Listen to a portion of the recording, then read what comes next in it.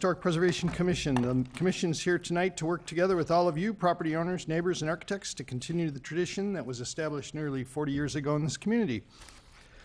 That tradition is a review process that allows community members to work together to preserve the qualities and unique character that make Lake Forest a special community. The City of Lake Forest is committed to conducting open and democratic meetings, and to achieve that goal, meeting procedures have been adopted by the Commission. A copy of the procedures is available at the back of the room on each agenda. As always, it's the intent of the Commission to help manage the development and the growth of the City of Lake Forest with a keen sense of preserving the historic structures and open space in the city for all its present and future residents. Our goal is to move each petition before us tonight through the review process as quickly as possible while balancing the interests of the petitioners, neighboring property owners, and the larger community. And we'll start the meeting as we always do with an introduction of the commissioners. Wills Wheeler, Susan Athenson. John Travers. Kurt Peretz. Jim Preschlag. Robert Elfie. All right, thanks, folks. We've got first order of business, some meeting minutes, I believe, from last month's meeting. And I will see if anybody has any comments or remarks. I have a few additions. All right. I know, I can't believe it. Yeah, it's all right. On page 8, Kathy, let's see, 1, 2, 3, the fourth paragraph down. 1, 2, 3, 4. Can you just add to the end of that sentence, in return for tax relief?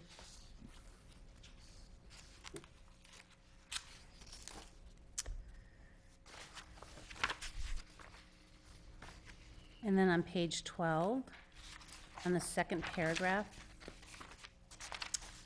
on the second sentence, it said that the vestibule will be cleaned. Could you insert that the iron vestibule floor will be cleaned?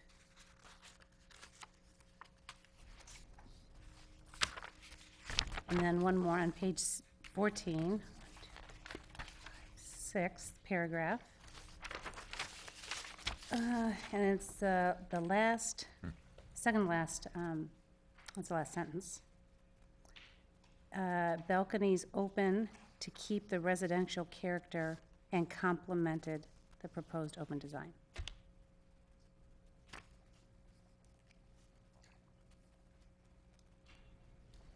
All right, do we That's have any other remarks, comments? So I'll ask if there's a motion from anyone.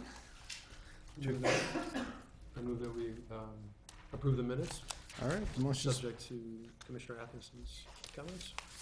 perfect, thank you. The motion's been made by Commissioner Preschlag. Is there a second? Second. Seconded all around, so pick one. All in favor, say aye. Aye. Thanks. All right, so that passes. Our first consideration is a consideration request for certificate of appropriateness for 921 Hawthorne Place. It's a garage addition to the front of the residence and modification to the driveway. No variances are requested. I'll ask the commissioners if anyone has any conflict or ex parte contact. I see none, so please proceed when you're ready. Good evening, Chairman Peretz and fellow commissioners. Thank you for listening to our petition tonight. My name is John Krasnodebski. I'm the architect for this project. I'm here tonight with the homeowner, Roberto Perez, and we're here tonight to ask for a garage addition to the house. There's an existing two-car garage that's attached to the home right now. It's front-loaded, and the addition is in the same location. It's basically just bumping that garage forward by 16 feet. We're widening the garage by almost 5 feet. We are not asking for any variances or bulk overages of any kind. We're well under. It's a nice piece of property, very wooded and set back nicely. So we hope that you agree with our assessment that that is a pretty good addition. So here's a sketch of the proposed addition, and it's pulled forward 16 feet. It's going to be made of the same material of the existing home. We're going to salvage as much as we can of the existing home, the brick, for instance. So it'll match all the details of the eaves and the roof lines, the trim, windows. Those will all match existing as closely as we possibly can. I think one dramatic improvement is that from what's there now, there's a single garage door that's 16 feet wide, and what we're proposing here is two separate doors and more carriage in aesthetics and with some glass in there and panels. So I think that's going to be a really nice face to the street. Also, we're going to use an octagonal window that we think balances very well with the existing gable that's on the other side of the house. So what's nice is that this offers a nice balance. It's not perfectly symmetrical, but I think it really fits in, ties in well with the existing architecture, and I think it's a welcome addition to the house. So I'm going to show you some pictures of the streetscape. Here's a photo of the house as it is now. You can see the garage to the right.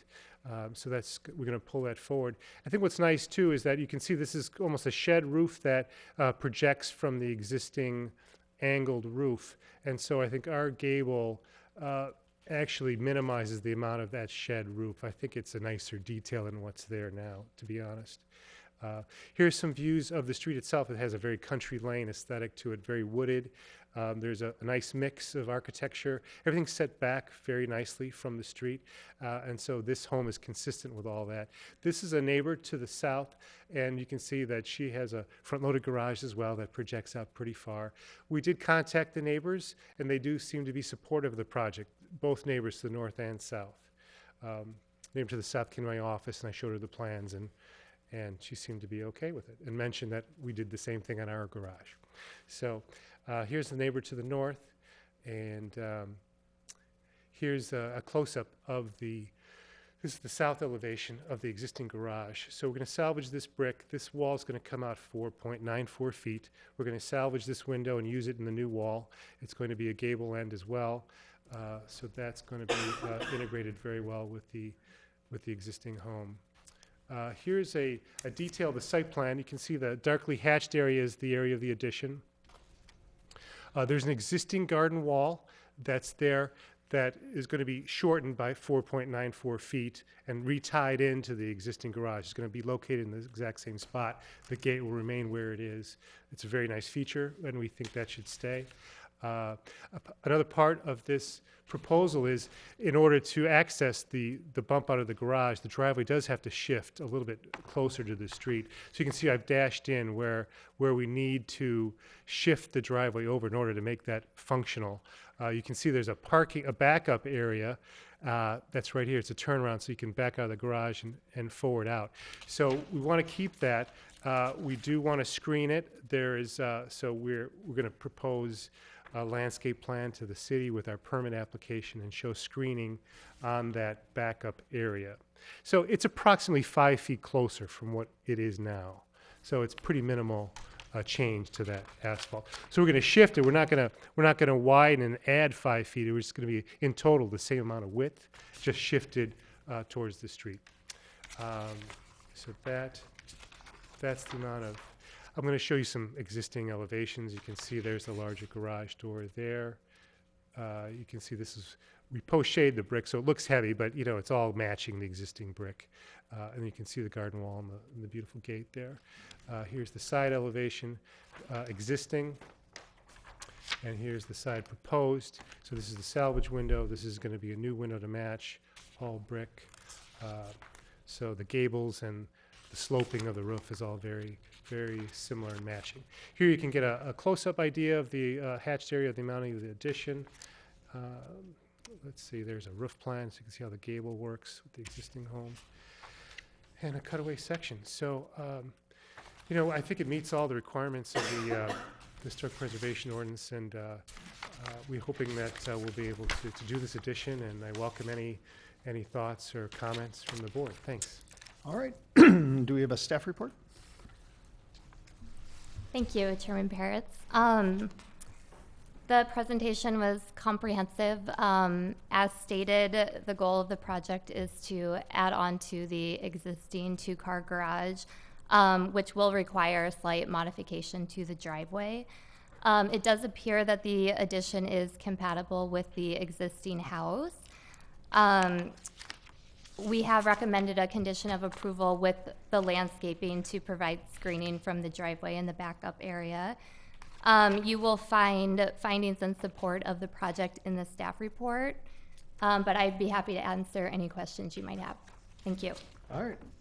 Any questions for either the staff or the petitioner from the commissioners? I had one question.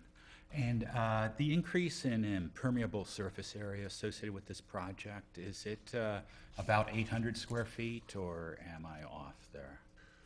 I've just some math. I think you're pretty close. 16 by 24. I think it's less than 800 square feet, to be honest. Did you say 18? I think it's more like 500 square feet. So you have an asphalt driveway in front of this garage now. Right. So the garage is going on where there's asphalt driveway. So basically, you got a 5-foot expansion to the south, which would be the bulk of the additional impermeable. Yeah. Let me do the math here. That would real just be quick. like 200 then. I think it's more under 500 square feet. Would be my estimate. Yes. Thank you. Other questions? Yeah, John, can you just kind of go over the thought process on the sight lines of the garage and, specifically the height of it and how it juxtaposes with the front entry? I think the first drawing you started with, and the one in the back of our packet's a good one to kind of just show some symmetry and balance. And Sure, maybe. Yeah. so I was just curious, just in terms of height and. Right. We felt it was important. Sure. Yeah, exactly. Great. We felt that it was important to keep the ridge line below the existing ridge line. It's a secondary ridge line. You can see the main mass it's centered. And so right now there's a nice balance on the house with the lower ridge lines on both sides of the house. So that was one guiding force in the ridge of this. And it just so happens that the slopes do match the existing gables. We couldn't pull out this roof line further 16 feet forward because that's a relatively shallow pitched shed roof there. And so to pull that out, even make it even shallower and very awkward looking. So we didn't think that was an appropriate roof line to work with. And we felt that the gable was a nice element because this actually kind of looked a little bit lonely. And so I like the balance that this offers. We looked at actually expanding the garage further south and adding a third bay there, but that requires a zoning variance, and we realized the neighbors wouldn't be happy with that and felt that would be a very tall hill to climb. So that was our first feeling, but we kind of quickly negated that thought process and went with this one, and I think it is a more successful solution to it. So the roof lines match, and I like the elimination of the shed that is there now. And I think it nestles this shed roof line very nicely between the valleys of the two roof lines. So I think it offers a nice balance. I think all the roof lines match nicely. It's well below other roof lines. So I think it's a very well, it's a good solution to the garage expansion. Thank you. Other questions for anyone? I have a question for you, John. Just looking at alternatives for the location of the garage, why didn't you push the space back? Why did you come forward and Well, I don't know if, I don't have it on my site plan, but there is a relatively, and I'm not in the drawings either, there is a fairly large outdoor porch that's back there with a kitchen and a grill and a pool beyond that. So to expand that, that's relatively new work. I don't know when that was built, Roberto, but before you bought the home. So that would be a shame to lose all that. It's very nicely done. Okay. And then in terms of how close you get to these trees when you increase that driveway, are you concerned about tree loss? Have you talked to the city arborist? Yeah, we've been talking to the arborist. I don't think it's going to be an issue, but he's got to have the final say on that, But it does get closer to one tree Yeah. with the curved driveway. So, he's going to have to weigh in on that. So what if he says no? Well, I don't think he will, but, I don't know. Well, I guess we'll cross that bridge when he So they when he do gets tree there. replacement if he has to. And I'll just add that our city arborist did review the plans, preliminary plans, and he did not have any concerns about it. Okay. But he will review the final plans, and he'll check to see if there are any impacts to the landscaping. Okay, thank you. That's it. All right, any other questions? Yeah, John, I had two questions. One was about the garden wall. I hadn't seen it on the drawings, but you're keeping it. Right, we are keeping that. And the other question was the new gable pitch matches the existing.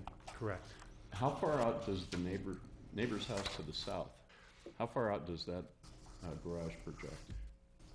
You know, I don't know the exact dimension, but it is a fairly substantial projection. It's Right. definitely more than 16. Yeah. You know, I just couldn't tell you the exact number. It's, I mean, you could look at the picture, and it looks a lot more than that, but I couldn't tell you, to be honest.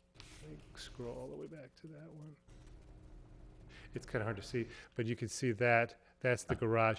And so that's the full depth, so, you know, it's at least, garage depth is 20, 24 feet. Okay, and that goes out probably to the building line? Is that, You know, again, I'm not sure, but it comes out further than our garage, so. okay, that was, you know, it was kind of a precedent, Yeah, so It you're is. set back behind that. yes, Is what I yes, surmised. correct. Okay. Correct. Any other questions? All right, it's an opportunity for the public for any comments, if we have any. And I see none, so we can deliberate. Do we have any deliberations? I had one deliberation, if I could, and I should start off by saying that this project impressed me very favorably as being in accord with the Historic Preservation Ordinance, in my opinion. But I did want to make one comment on the staff report, and not to be overly critical. I am concerned that city staff concluded that Standard 17 of the Historic Preservation Ordinance, dealing with the integrity of historic property, is not applicable to this residence because it is not identified as a contributing structure to the historic district in the 1999 survey. In general, at the time of the survey, I believe the property would not have been eligible to be identified as a contributing structure because it was then less than 50 years old. But if a similar survey were conducted today, I believe that the property may be eligible to be identified as a contributing structure because it is older than 50 years old and exhibits integrity. My point is that I believe the petitioner better addresses this standard by pointing out that the proposed garage addition actually preserves the integrity of this historic property. Are you in support of the petition, John? I am in support of this petition. Okay, thanks. Any other, thank you. That's it. I'm over 50, so I appreciate it. Yeah, me too, right? We're historic. Yeah, historic.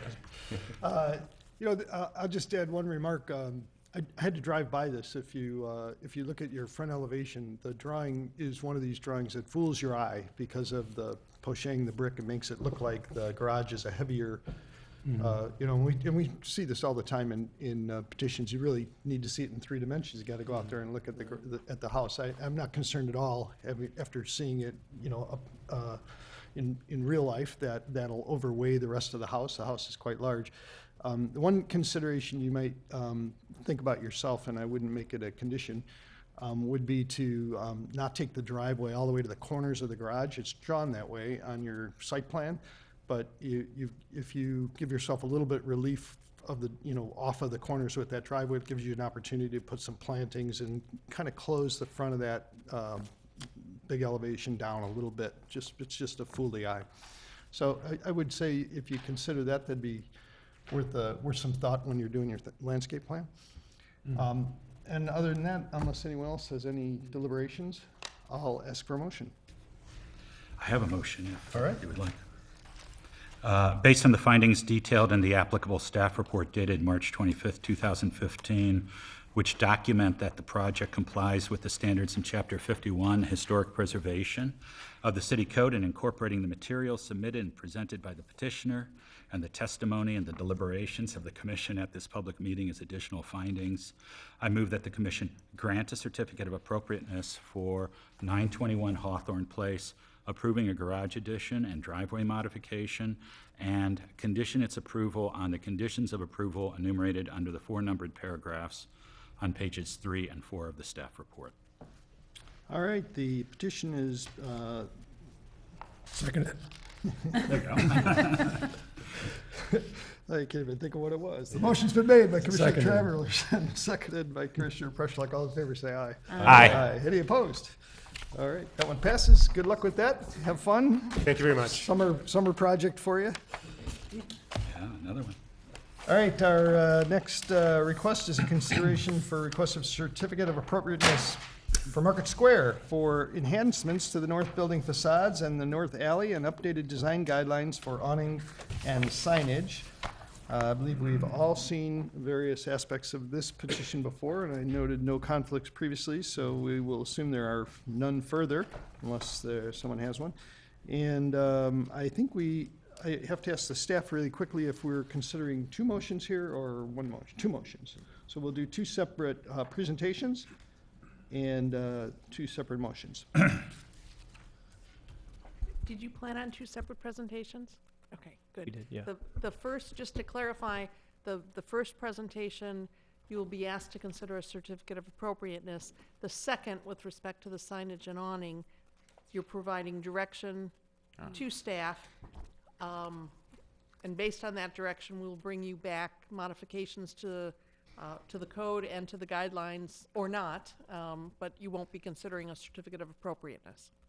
All right, excellent. So please proceed when you're ready. Thank you.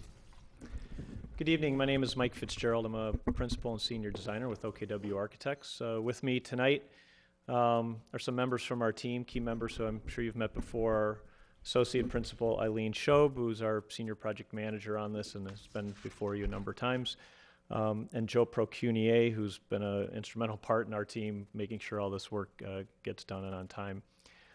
Michael Schreiber let us know just before we walked in here that his business travel plans this evening were modified, so he could not get in on time as he had planned, and apologizes for his absence. I think obviously you've seen the work that he's done to date. His absence is by no means a sign of his not being interested. He would love to be here. We appreciate being before you again tonight. The first presentation is, as Ms. Cerniak noted, is to talk about the alley. There we go. Turn this off. I'll try this. Is a follow-up to the alley, the North Alley courtyard presentation we made a month ago. Members of your commission noted that when we were looking at the actual facade, the north facade of the building, that the two-dimensional drawings weren't perhaps enough to be able to really look at the space, and we agree with that.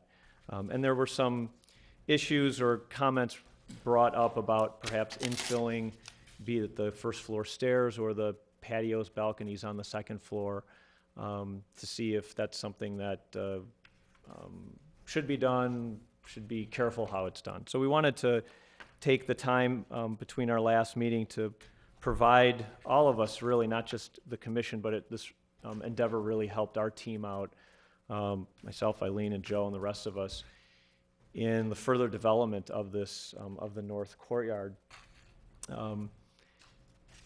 Just a couple kind of placeholders to get us back into orientation of where we are, and we're focusing solely on this northern piece and a little bit of the wrap. We're not going to talk about the elevator or stair that we brought up last month. We're going to focus on the north elevation in its current condition. The plan is to clean, repair, tuck point as necessary, the existing brick and other elements, and with the hope of being able to remove, bury, conceal a lot of the exposed utility lines and piping. With this drawing, focus a little bit of attention on this, I think gives us all a much better idea on what we're anticipating, what we're proposing for this north facade. In its, I would say in its short-term condition, where we are proposing to infill the 3 stairs, 1, 2, 3, in that area, both on the ground floor with the doors and panels above, and then upstairs where the patios are, infill as necessary or as preferred, and perhaps leave open where preferred as well. Couple drawings that help show a little bit more detail on this is there's a section off to the right that shows a section through the second floor patio and how we set the windows back almost a foot. At least 10 inches we'll be able to set that back, so you get a great depth of the masonry turning the corner. With the flower boxes out in front, I think there's some good depth. A change that we've made since we met a month ago that we think is for the better, and a lot because of what was brought up at that meeting a month ago, are the openings on the ground floor, the door and the panel above. What we changed to this condition is we added this transom window of prismatic glass. That was not in our presentation a month ago. The panel above the door was a much taller panel, and the proportion of that, and looking at that versus South Market Square and other parts of Market Square, just didn't seem to be cohesive. And so we added the transom panel of glass in between that. And we think that that's an improvement. And it shows how that door and transom window and the panel above are set back from the cast iron kind of corners that hold it. Another smaller but not minute detail is the stoop out in front, so that we can come directly out in front of the stairs, which enables us to actually flank those openings with some potted plants before the stoop comes out a few feet and actually would spread to the sides and reduce the amount of available landscape space. So we're actually able to increase the amount of landscape against that side. A third piece is the lighting against this wall. If you recall, we had 3 different types of light on that wall previously. We're now proposing 2, and we think we've simplified it, and we've actually made it better. The one light that does remain are the basically utilitarian lights that occur above these service doors that appear randomly throughout the facade. And those would remain in this current proposal. What we did change was there was a bell-shaped light in the large panel above the door, and there was another light that was mounted in the zone above the cast iron lintel that was a replica of the Market Square street light. A lot of different lights going on, and when we looked at this 3-dimensionally and considered what might be in the future when we add storefronts to these blank walls, it was too busy.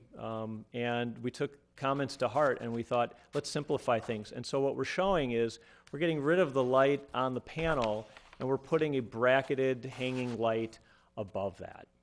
And then the style of that light mimics the style of the light that will be hanging from the new archway.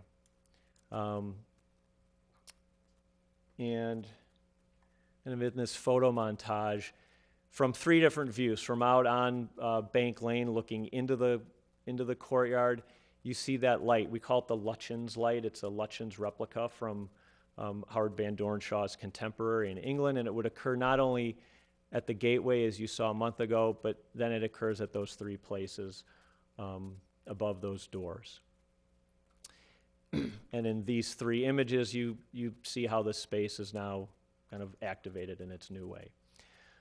What helped us get to this point was looking at how South Market Square evolved over time with the storefronts.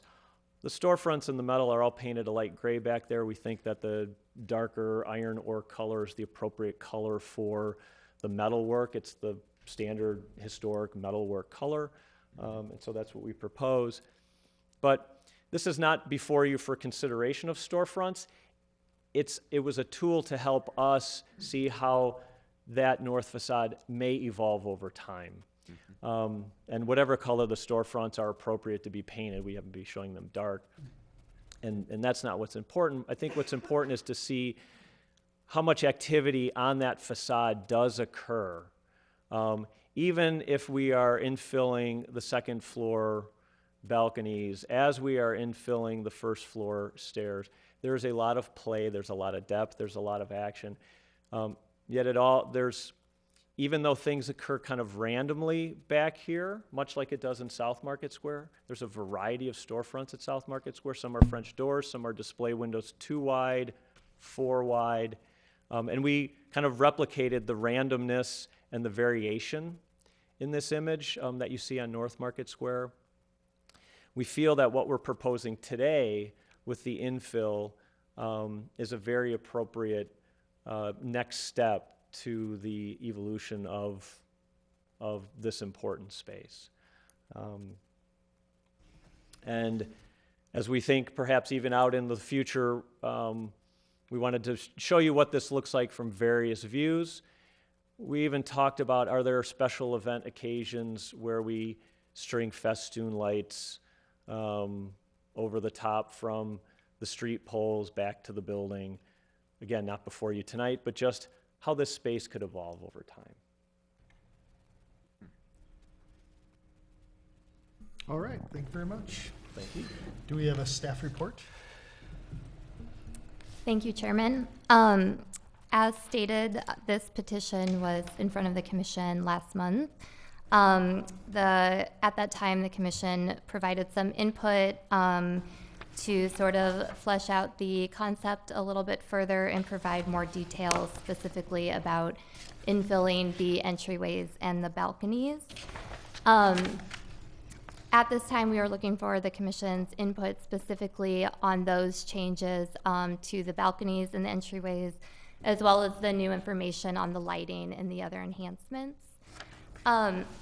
If approved, the certificate of appropriateness would be issued for the elements discussed tonight, as well as for the enhancements that were presented at last month's meeting, including the entry arch, the garden wall, the other lighting, and some landscaping and hardscaping. And also, to go back, that certificate would also include the footprint only of the elevator tower that was discussed. The design of the elevator will be presented in the future. Thank you. Okay. Questions? I know we do have some. I had one question. if All I right. may. And I noticed that you used inset but flush windows for the infill of the patios. And I was wondering whether you considered at all having windows which would project out, sort of like the way you do on the windows on the south side of these buildings, because as a tenant, we greatly enjoyed those windows. And I noted that as the plans are presented, you don't appear to have any of them planned for this facade. I want to make sure I understand the question correctly. So we're referring to the three, to these three areas, Yes, sir. correct? And if I understand the question, you're asking, did we consider, so we're showing windows that are set back in the wall, and all four windows are in the same plane. Yes. And you're asking, did we consider windows that bowed or a bay window? Yes. We did not. As a tenant, we really enjoyed those. We certainly could. To be honest, what we were looking at originally and then continuing in the last month since our meeting last time was trying to get that window plane deep set into the opening so that the sense of this deep opening remained. But we would certainly be open to the windows infilling that balcony, having profile to them if they were to bow, not project beyond the masonry opening face. Not? Thinking about the precedent on the other side, they do project. Do you have a picture of that south location? Let me Or go to south that court, slide and so- see if it picks that one up. Yeah, I just see. Are you talking about the south side of the north arm of Market Square? Yes, sir. Yeah, I think he's talking about, he's referring or bringing up pictures to the south side of The south the alley. entire structure. The south side of the north arm, not the south Oh, alley. I understand, okay. Yes. So I think they're, I understand what you're saying. So I the apologize. main Shaw facade that faces the square that has projecting bay windows. yeah. We did not consider windows projecting beyond these openings for this facade. Mainly because this facade or currently is flush and subtractive. There are subtractive elements, the recessed stair, the recessed balconies. And we thought it'd be most appropriate to be sympathetic to that sense of subtraction in a way. Hence, the windows are set back as opposed to elements that are projecting out. I think if the commission is open to it, I know our client would be open to creating windows that truly do project out beyond the face of the masonry. So at the risk But it's of. not what we're proposing. Yeah, you know what, I would say, and I'll venture into deliberations while I'm asking this question. So I'll ask you the question, but, you know, I think the point here is to let's get some basic framework around what they can do, which is what they're asking us for. And certainly this will evolve, and they will have other ideas for us and other suggestions and other opportunities to come back to us when tenants ask them to do crazy stuff or even not crazy stuff. But I think the idea is here, rather than to make this think of every opportunity or let's get some framework around what will work here. I think that's what you're kind of asking for, so. True. Yeah. Yeah, the question I had, or I think there's really two elements that are tied together, but the storefronts will be delayed. Is that correct? And so if you put up the image of the potential kind of look and feel of the storefronts in that space, you start getting into, different scenarios where it's where do you want to draw traffic and where do you want to draw the eye. And I think part of the feedback we gave last time was that we would maybe not even want those enclosures upstairs to be enclosed, or those balconies to be enclosed. So a lot of what I feel like we need to provide in terms of direction will be predicated on what the downstairs plan really is. It's hard to do it in isolation. I'm more comfortable with the current configuration. But I'm just curious how you think about the evolution of that space, because, if you do go with extended windows and there's, then it's done, and then downstairs it could just look totally different. So I'm just curious how you plan on phasing it in terms of timing, and do you want to start with an end in mind as a comprehensive design and then phase in? I feel like it's important to get it right. Sure. I don't think we need to design it for you, but the questions are really, what do you want to do? What's the timing of the bottom?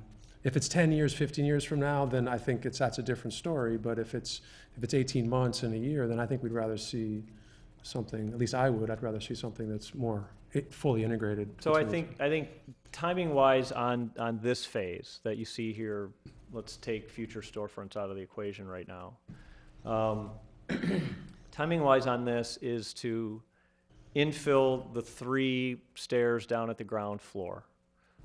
Eliminate those 3 stairs because they're, as we mentioned last week, they're rickety old, they're not code compliant, and what we're looking to do is to create a more common way, single point, common way to get up to the second floor.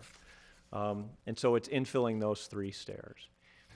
The balcony, patio, terrace, what we call in the foreground, the one at the far right, in conjunction with the infill of the stair at the far right, that is intended in that zone is to be a new stair serving at least 1 and 2 and maybe the basement. But it's intended that somewhere in that space is a new stair.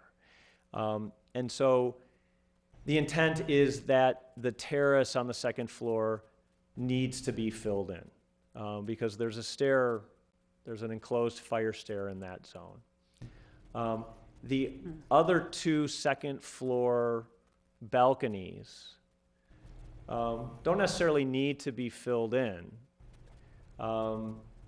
this first phase.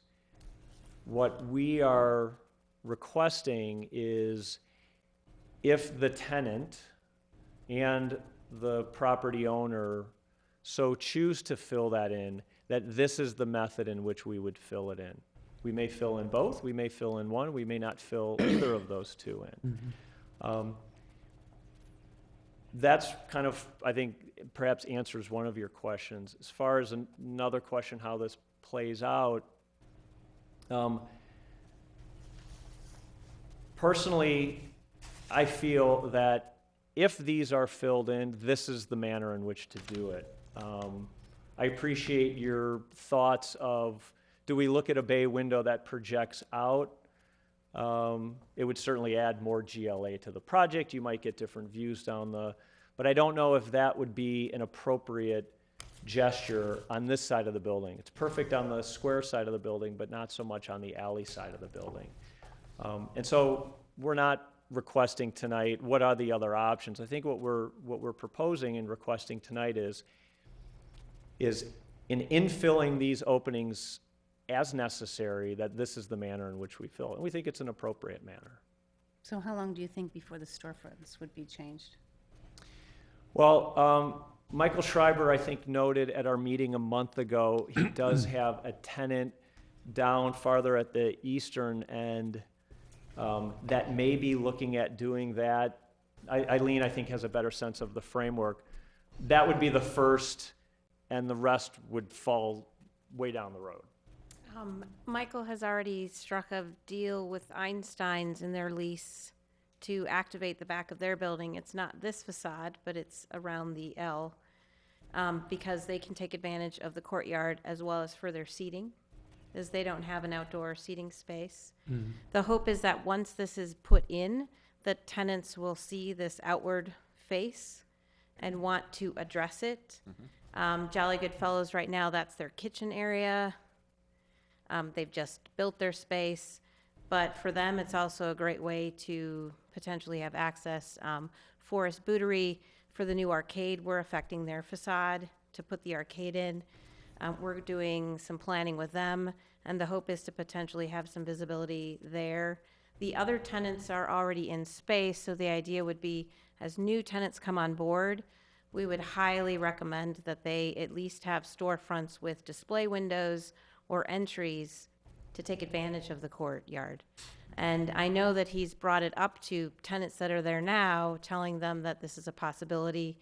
And like he has done with Einstein's, he's working with them to help them to create this courtyard feel, incentivizing them that this is something we want to activate, because the courtyard will thrive when there's retail and restaurant uses off of it. So we know they go hand in hand. So the idea is if we build it, they will come. That is the hope. There's no direct timeline. We just know that we have a start on one, that they've been incentivized to do this work this year with the courtyard, and we're hoping that more will follow. And as new tenants come in, some tenants, that's their back of house. They can't, it would be a lot of money for them to go in and redo their whole store, but that's the plan of attack. And Kathy, then every storefront or facade to the rear would come as a separate petition to this committee as the property owner works with the tenants Unless to... a standard is adopted. Well, that's my question, I guess. Is it going to be a separate discrete project, or... Because I think it's like everything is so unique and different that it would seem to be logical, but I just wanted to ask you. I think we're gonna have to see how it unrolls. Certainly, the first storefronts that are created will come before the commission, and we'll get a sense from you on whether there are standards that can be created or whether each area is so unique and different. But I think that is really a separate piece right now.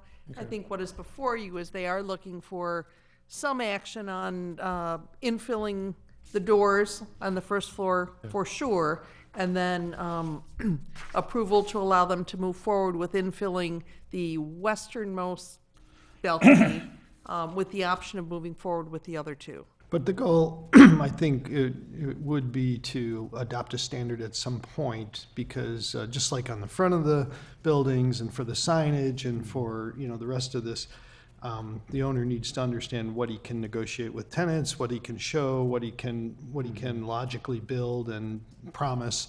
And so, and also I think we would want to adopt, and you could always come back and ask for something beyond the standard, but the idea is not to process a petition every time a tenant churns and needs a new window. So. All right, I have another question too. I think last time we talked about this, really what kept coming up is that we wanted to preserve the residential character of this back alley, and that's really what the patios and the stairway represented. They were the residential features to the apartment above. And it's interesting, because when you do put those storefronts up, I think the glass on the enclosed patios is less successful, because then you have so much glass going on. But just a quick question about the patios. So if a tenant decides to put in glass, and the next tenant comes along and wants it taken out, can you take out the windows? Yes, because all we're doing is infilling in the existing opening. We're not changing the structure or the character or the lintel above. So they can easily take out, and that's one reason why we use the double hungs, is it's a more residential window as opposed to another element.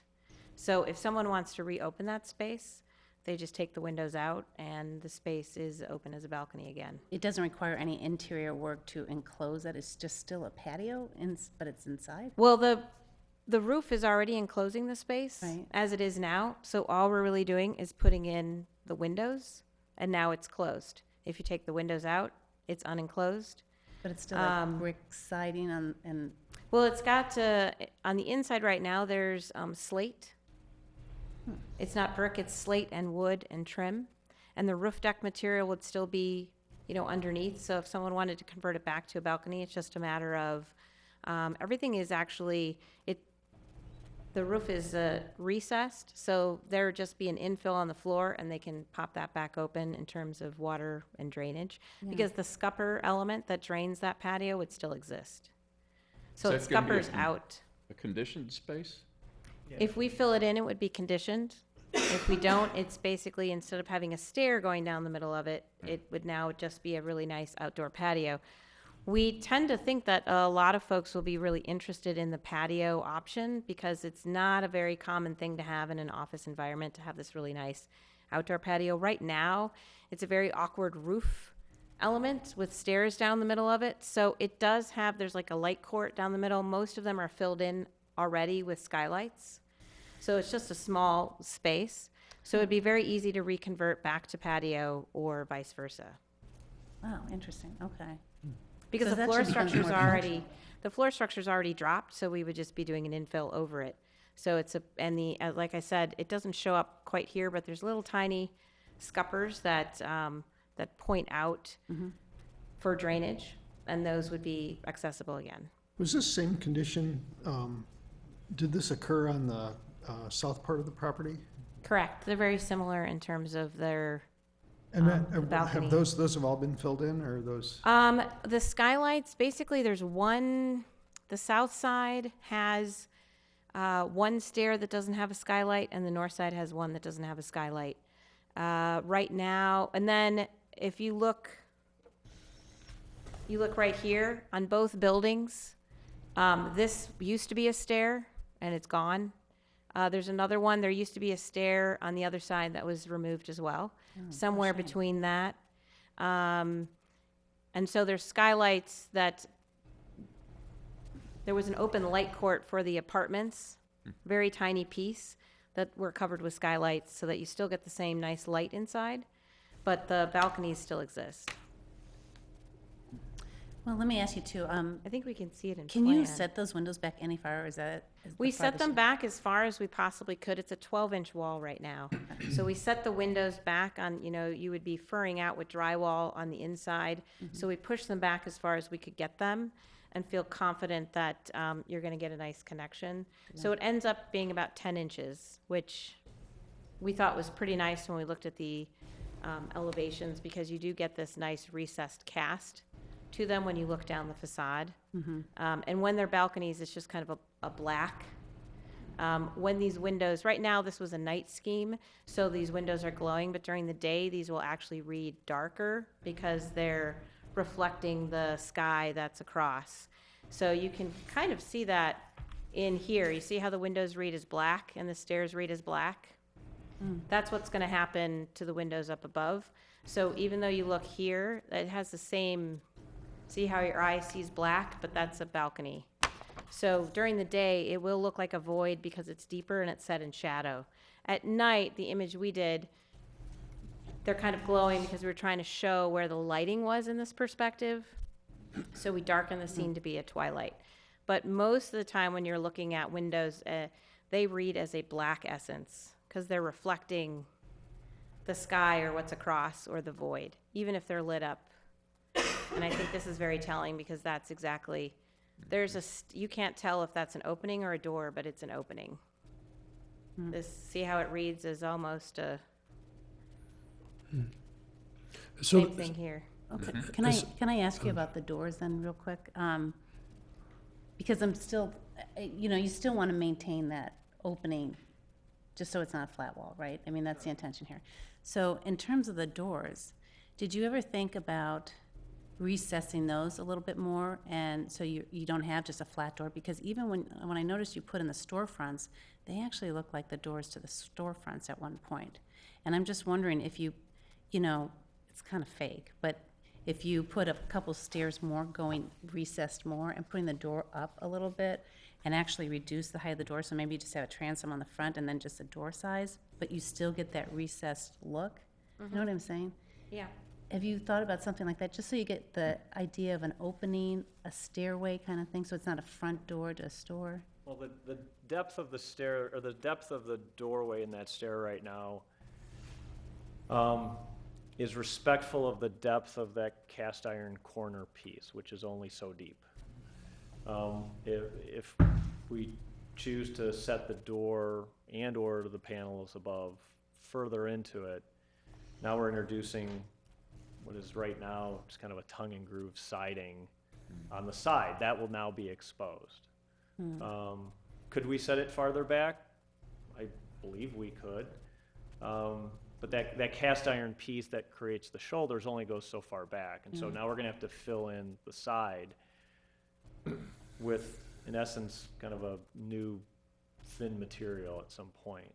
So that's why we took that back as far as we did, feeling that 5 inches or so that's set back is, it's farther than the windows are, the typical window is set back. The typical window on the second floor is only set back a few inches. So this is deep as possible. I understand your concern about kind of the residential character. It was mentioned last week, mentioned again tonight. There is an evolution to the building, to the use.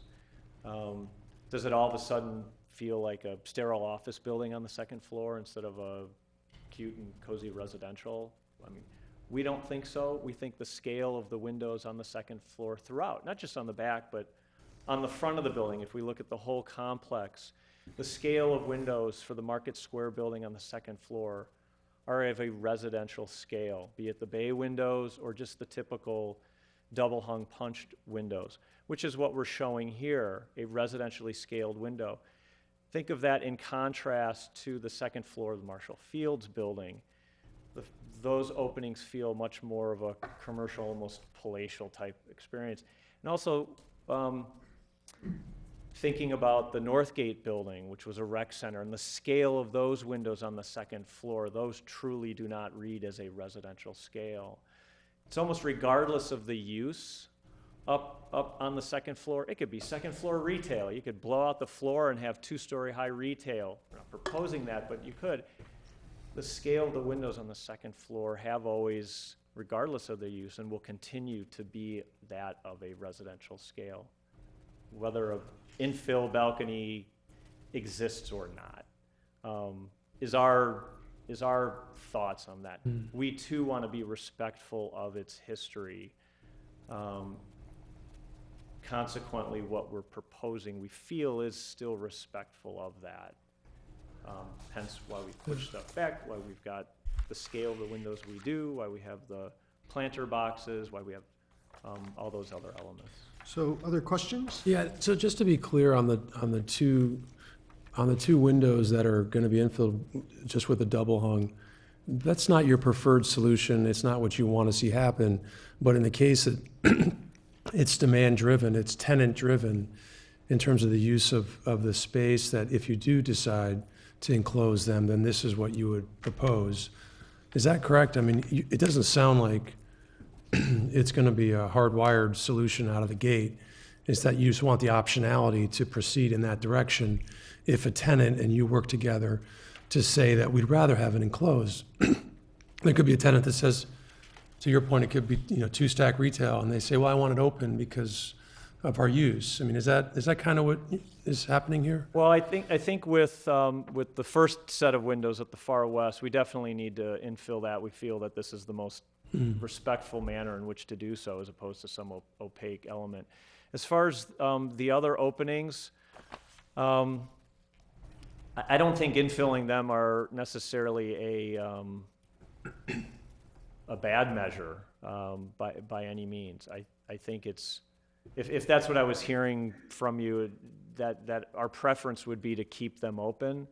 Our preference is to respond to what a programmatic need may be. Be that programmatic be a fire stair, or be that programmatic a tenant-driven desire to have more usable space. And we feel that this is a very appropriate manner. Not unlike if a balcony is going to remain. Well, currently, that open terrace, that open stair, goes deep into the building. If the balcony is going to remain, I don't think a void in the floor plate is going to remain deep into the building. Where the stair comes up, that will be filled in, and the exterior of that space, albeit not at the face of this building, it'll be set back 5, 6, 7 feet so that there's a usable balcony space. But there will be an infill just set farther back. And we'll need to respond to that very sympathetically to this. Not knowing programmatically what's going on there, we don't have any proposal before you today. Right now, we're looking at if we need to infill, this is how we infill it. So if you did this work today, would we see those 2 balconies? I know, I understand the first one. Would we see the other 2 balconies filled in right away? I don't, No. honestly, I don't know. The balconies and windows will be filled in when a tenant is chosen for that space and that they request one or the other. We'd present to them the option for enclosing or not enclosing. So do you have tenants up there now? There are tenants up there now, not necessarily in those zones, and actually we're doing some interior reshuffling that is related to the stair and the back stair. To that part of the building, we're trying to open up, because right now you have a warren of really tiny, tiny little offices.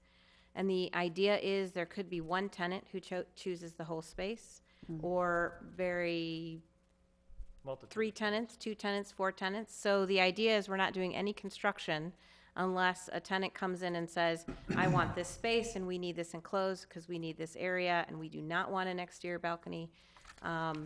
It may be that someone comes in and says, we love this exterior balcony, we can't get this, we want to keep it. So we're not going to construct anything unless we have a tenant that we're going to construct it for, and we want to show them these 2 options and say these are already approved and this is what you get, this or this. And many of the areas that Mike Fitzgerald was talking about are already infilled with the skylights. So we're not asking, there's just a small piece that right now there's no balcony because it's all stair. The stair comes up and goes to 2 little exit doors.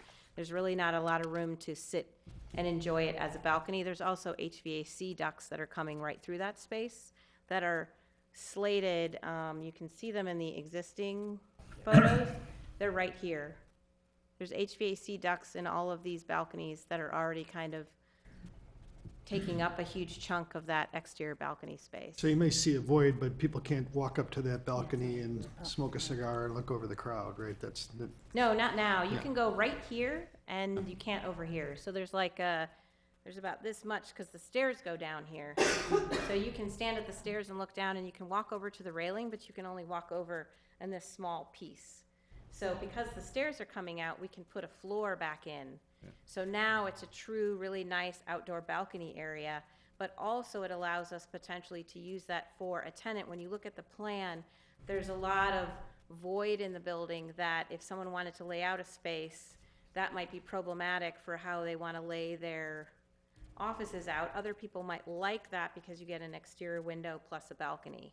So on the back side of South Market Square, there actually is a little balcony that doesn't have a stair. I think it got infilled at some point because the stair goes somewhat different, and it is a really nice feel. And I know one of the things we liked about this space is that we have the outdoor, we have the balcony.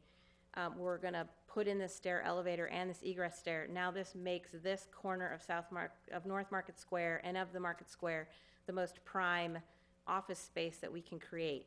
It's by the tower, it has a new entrance, it's ADA. There's a lot more opportunities for prestigious office uses now that we are making this an ADA acceptable space. And we want to allow that potential tenant to use that outdoor space, either outdoor or infill. So I have a question while you're on this slide. I'm looking at this stair in the lower right-hand corner, and this is the stair you would change, actually, yeah, there you go. Is this the one that you would actually put the new stair in, the fire stair? Yeah, we've got Yeah. a couple different plans to try to get the new exit stair to come down and exit. Either this is the exit door or the door. There's an exit door that exists right here now, right here. Yeah, There's a door here. These stairs go up and down. It's kind of a conglomeration of things happening right here. But this kind of corner is where we would bring down a new egress stair that would have an area of rescue and would be meet code and not be this tight, narrow stair, and would be indoor. And it would be the back end of this that would then meet up with our elevator stair tower on the other end. yeah, And that where the existing, right now when you go in this space, you go through a whole series of doors to Right. get from one office space to the other. We would be following that line and potentially be able to put in a quote-unquote, corridor that still has the stairs that go down to the front, but then office space could have huge spaces that could be someone's office as opposed to all these little warren of buildings that were done in the 80s where you have a suite and there's 5 doors off of common entrance. Or it could still be very small offices or one large office. So on that stair, now you can go back to your proposed drawing real quick. My question is, so this is a egress stair, has to meet the requirements for an egress stair, it'll open out, right? Yeah. And the question I had is, can you open out and have have steps in that configuration like If that? this is an egress stair, then this will be handled differently. So how would it be handled? Because it will be an egress stair, right? Correct. It would just have a stoop, or it would come down to grade. Right now, we're looking at both. The egress stair may end here, I but see. part of it may be in that void that's behind it. I see. So we would need to enclose it, and the panel may just be a panel that looks like a door that has a stoop that creates this rhythm Right. across the So if it facade. comes down to a stoop, can the door swing out into the traffic? And I'm asking the question, if it was a public sidewalk, it wouldn't be allowed to, you'd have to recess the door. Here, you don't have a public sidewalk, but you don't want to open a door into people walking by. But maybe you've created enough, Now it's the same as all the stairs that are on the Market Square. They all open out right onto the sidewalk. yeah, they do. There's a sidewalk. Correct. So it'd be very similar as like a street, a city street, where they all swing out onto the public sidewalk. And this zone here, this asphalt is here, along here is the pavers. If that was an egress stair, then we'd make sure that we've got planters or information here to keep cars from Yeah, being able to, it would be very hard for a car to drive up here with the way we're doing the landscape pockets. If you look back at our plan, we have a lot of landscape pockets that flank those areas. So you're not going to be swinging it out into any place that actually would be walking because of our planter bed locations. There, and one of the other options we're looking at, go back to that slide, is that actually inside the stair? We go down another couple risers, so that door is actually at grade at Correct. that point. sure. Internally, we're looking at the stair needs to go right in this zone. Yeah, If we can use this door as our entrance door, it may work better than this, but the stair needs to fit in this location to get up and out and not affect the existing tenants that already are in this space without having to take a huge chunk of the back of their stairs. So we're trying to put this new fire stair in where the voids already exist. And there is a stair, there's 2 stairs here. There's one here, and there's one here that goes down, that goes up and down. It used to go up, now it goes down, and it's closed off, and it's a fire panel room. I Well- think this used to go down to the basement, and then someone converted it. So the idea is we have a void in the floor plan in an L shape right here. Well, we certainly appreciate the gymnastics that you have to go through to make a code-required stair fit in this location, so forgive us if we're beating it up too much on you here. We're just trying to understand what we're approving, so. Other questions? I have a couple. Sure. I realize a lot of this would be mitigated by the future storefronts, if and when they get there, but was there any thought given to how to somehow mitigate all these bricks that are all different across the building? Oh, come on, that's the character. That's part of the charm. We want to add more. I realize maybe you could strategically plant some of the ivy that you're showing there, but maybe You that picked would- up on that. Yeah. It looks a lot stronger in, obviously, in the actual photograph than in the rendering, but, The infill bricks, the infill glazed block, the randomness of service doors, of size and location, all of that. What our goal to mitigate that appearance was kind of twofold, how we thought we would mitigate that. One is by the kind of care and attention and detail to these three, in a very strict rhythm or in a very strict bay, the detail and the care and attention placed on those. Be it with the door and the transom window and the panel and the lighting and the window boxes and the windows or no windows and the new paint.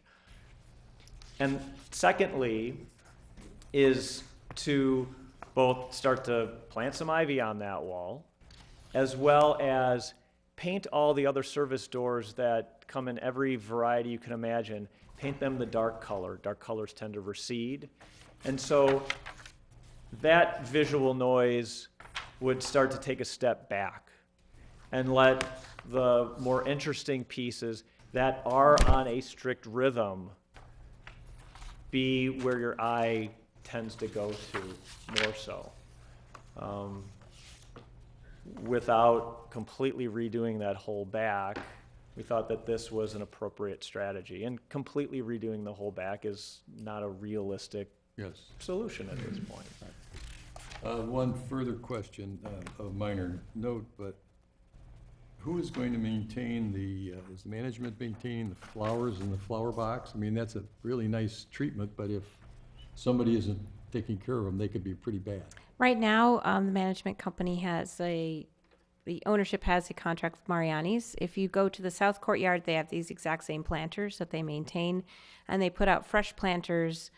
As the seasons go, you'll notice that when the spring comes, there's more planters that get put out on the facade. So Mariani's helped us with the landscape plan. They are also have a contract, an ongoing contract with the owner to have a lot of these things replenished and maintained. They do the watering, they do the maintenance, as well as working with the city on some areas of the Market Square proper itself that's officially not our property. That I know there's different discussions about, maintenance and work in there. So that's not a problem at all. It's a part of their work, and you may have seen it last summer. Even though we were under construction, there were still planters that were put out in front of the scaffold and around the scaffold, and attempts to keep the plantings that were there alive as well as we could. So I think that shows the effort that we want to do in the landscaping. And if it's not maintained, that area, the key with this area right now will be the landscape to draw folks in. So it's a key element to the plan. Any other questions? All right, now's an opportunity for the public to comment. If there is any public comments, come on up and introduce yourself. Welcome back.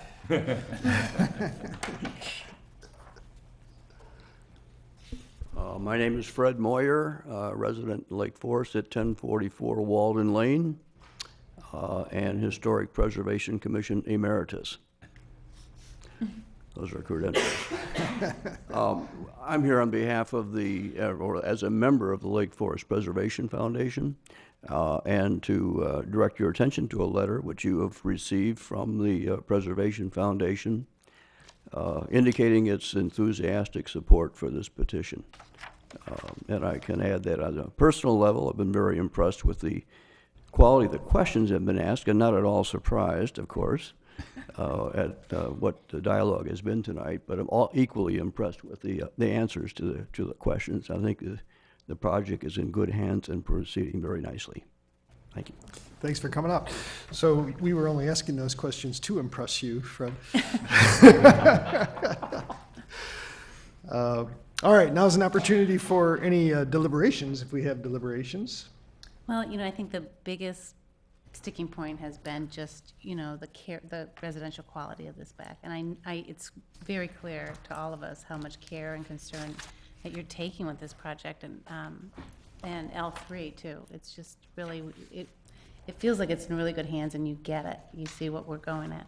And I would just ask you to relook at that doorway, just because you want to maintain those openings, because I think it's just what's so unique about this back part. And just maybe even play around with that idea for the door about moving it up a couple stairs, so you shorten up all that green door. Maybe like around the corner, they have that transom and then a door. That's kind of the idea, just to make it look less like a front door and more like a void. So, I really think it's, I think I'm not as worried about you understanding the residential character nature that's important to maintain here. So I thank you for all your work on this. The detail has been really amazing, and thank you. Other deliberations? I'm in support of this first part. I think the light fixtures and the doorways and the look and feel of the ground level is just, to standard, and is thoughtful and well expressed. I think on the upstairs, I'm in support of providing some flexibility, but also having those two options presented to a tenant, and I'm in support of the open balcony to the east and then the two enclosed to the west. Or if somebody comes along and wants that open, and I'm confident that I think you would approach that in a thoughtful way. And so I'm in support of this phase of the petition. Great. Other deliberations? Well, Yeah, I think it looks great. I think you've got, you've cleaned up the rear elevation. To me, it's not really part of Market Square, so I wouldn't be borrowing elements from Market Square proper. And this area wants to have its own character. I suspect it was never really designed. Elements just kind of ended up there because nobody was going to pay any attention to it. So, and the kind of randomness is a nice part of its character. I don't mind the stair doors, the service door, the fire alarm panel door. That'll be recessed also, or does that one go away? The metal door in front of at the corner. This one. It may not go away right away. The hope is in the basement, we are trying to plant the seed of a common landlord, fire protection, sprinkler zone. The fire department would love a connection off of Left Bank, at Bank Lane, because that's how they fight the fire. So the idea is when we're moving the ComEd, where we're creating a basement landlord room, that there would be a stair there, and that panel would be moved to that location. It may not happen in the first phase of work, but the plan is that will happen shortly after, depending on when we build the stair. We have to build the stair up and the stair down. Yeah. So hopefully that would go away, and it would be in a common, the sprinkler riser, alarm, remote annunciator, Knox box, and everything that the fire department wants, plus a Siamese connection, would all be in that zone. So that when they come across, they can enter and find everything they need to know about Market Square. It was one of the requests that they had, because the Siamese connections are up at the front of the building right now, and the fire trucks like to come down Bank Lane as opposed to Western. And that's the best way to get access to all the tenant spaces is, to come to a common point. So that access door is still an access point for. It's still an access point right now. It's where an old stair used to be, and someone carved it out and made it a fire alarm control panel. And our hope is to relocate that into the common basement space that we're creating by moving the electrical panels and creating a landlord sprinkler riser fire protection space that's got one common entry for meters, sprinkler, riser, and fire alarm. Slowly bringing that together so it has some cohesive instead of being spread throughout the space. Any other deliberations? Deliberations? Going once? I'd ask if anyone has a motion. I've prepared a favorable motion. I love a motion. I love a favorable motion. That would, based on the findings detailed on the applicable staff report dated March 25th, 2015, which document that the project complies with the standards in Chapter 51, Historic Preservation of the City Code, and incorporating the materials submitted and presented by the petitioner, and the testimony and the deliberations of the commission at this public meeting as additional findings, I move that the commission grant a certificate of appropriateness for Market Square, approving 1, modifications to the north facade of the building on the north side of Market Square, including the infilling of some doors and balconies, and 2, enhancements to the North Court alley, including the addition of landscaping, lighting, hardscape, gates, arches, and fencing. And I believe there was one more item that you added, Kate. Perimeter, the footprint? Footprint for the elevator? Or is that? I think the No, commission that was provided last general Hmm. support for that. I think it's difficult to include that in a certificate of All right, thank you. appropriateness until you see the whole element. All right, thank But you. I think the general indication is what you offered. All right. yes, and then condition its approval on the conditions of approval enumerated in the 2 numbered paragraphs on page 4 of the applicable staff report. All right. Seconded. So the motion has been made by Commissioner Travers, seconded by Commissioner Preschlack. All in favor say aye. Aye. And any opposed? All right, so please, staff, note the dialogue prior to the approval and do your best to extract the finer points from that as you go through it. It's a little hard to capture exactly all of that dialogue, and I think the petitioner gets it. We've given him a little bit of latitude, but not a whole lot of latitude. I'll watch the tape. So there you go. Clear as mud. All right, we have a second part of this, part 2, if you will, when you're ready, Mike. Thank you for part 1, and we look forward to someday soon coming in front of you with the stair elevator with similar 3-dimensional drawings that I think not only help us back in the shop, but will help you in the community get a sense of ideas for that.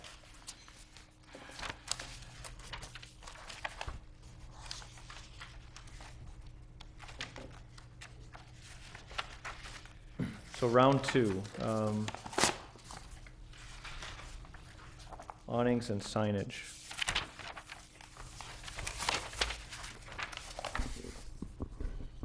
I think we spent more time in-house on awnings and signage than, Welcome to the club. than brain power than on everything else. That I'll start with that. It's been challenging, amazing, and fun.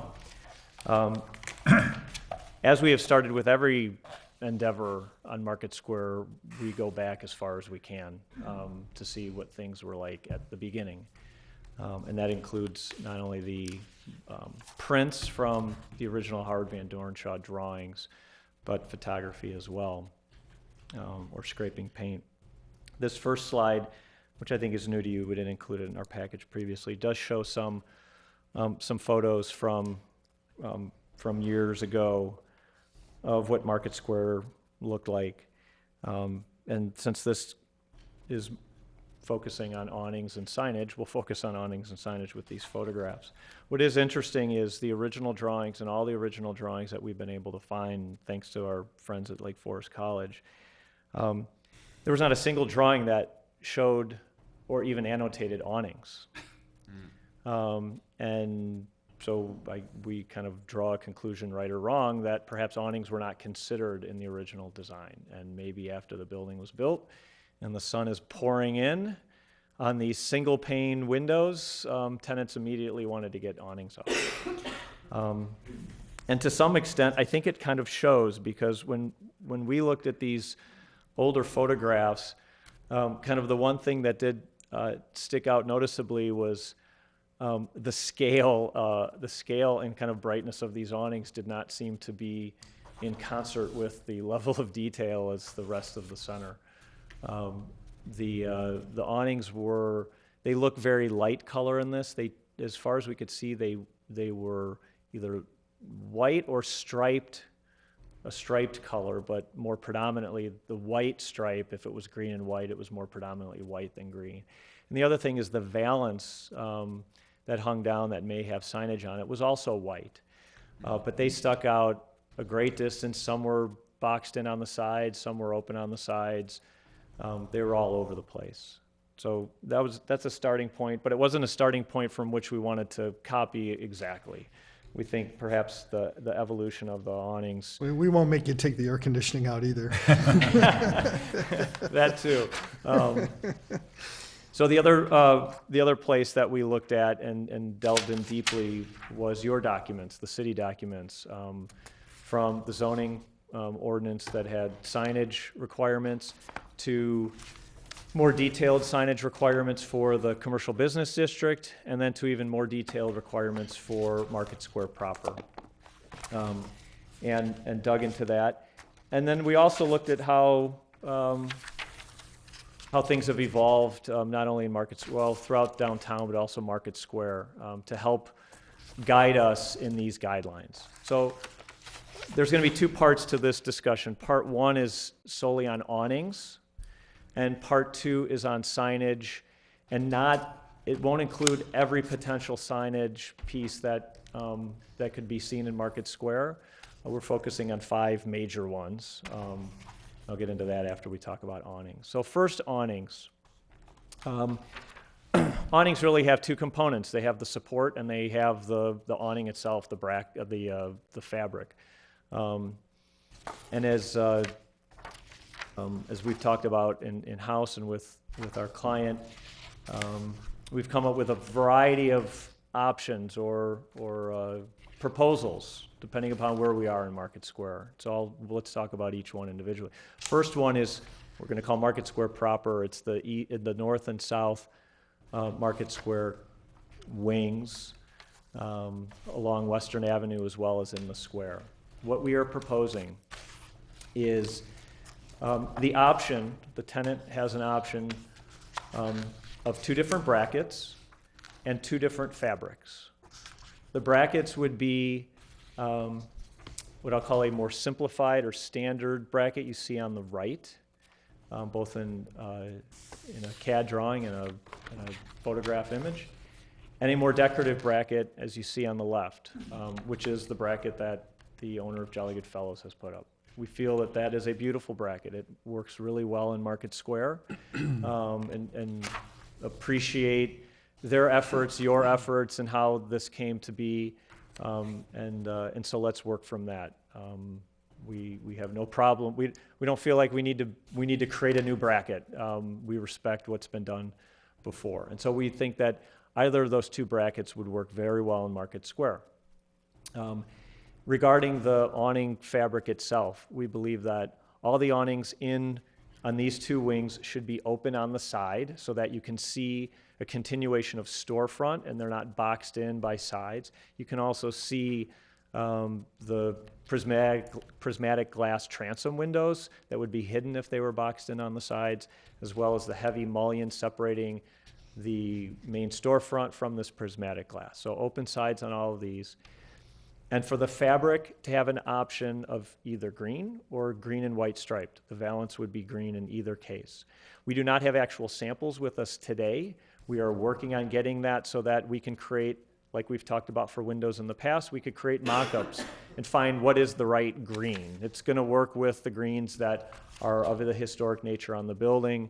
But we do feel that as the architecture on these two wings is varied, not only in materials of brick and stucco and timber, but it's also of styles, of Tudor, of Old English. There's Palladian windows, and there's an interesting variety that Van Dornshaw deliberately created along these two wings, and that the awnings that are part of these varying facades should also have a little variety and not be so sterile and be monolithic.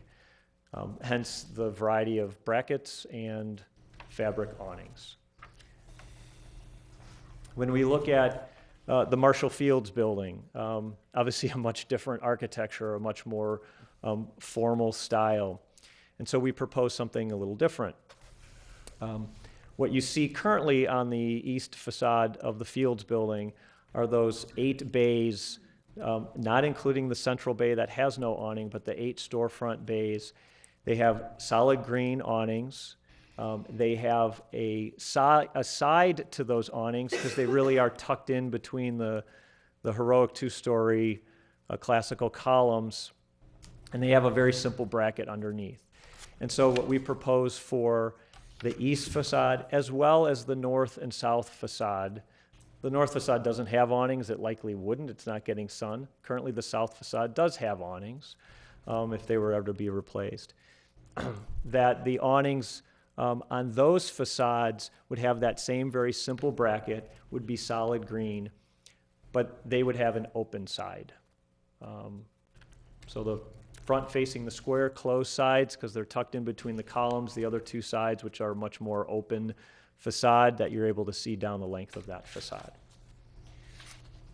As we move to the North Gate building, what we propose is that the bracket that that has been installed at Megan Winter's shop. I know there's a lot of controversy regarding that, but we feel that the bracket of her shop's facade is an elegant bracket and an appropriate bracket for this building and for Market Square proper. And so we would propose that that be the standard bracket for all of the bays on the west facade, and there's a window on the south and perhaps a window on the north. And so we've standardized this building, and that all the awnings are the same, which I think is perhaps a challenge right now because they're not. You have some very tattered green and white striped awnings on one side, and you have a dark olive green solid awning on the other side. And given the perhaps not as elegant, it's a building as the Marshall Fields building is still a very formal building in its sense, and we feel that the brackets and the awnings need to be uniform across this facade. Open sides as well, but the green and white striped on this facade. That's awnings. Kathy, do you want me to keep going and talk about signage, or do we want to talk about awnings? There's a lot to talk about on signage. Yeah, maybe we should do All right, one. well, let's ask the commissioners if they have questions about awnings. We won't act or deliberate, but let's see if we have any questions. Do you want comments, Let's do the questions. observations?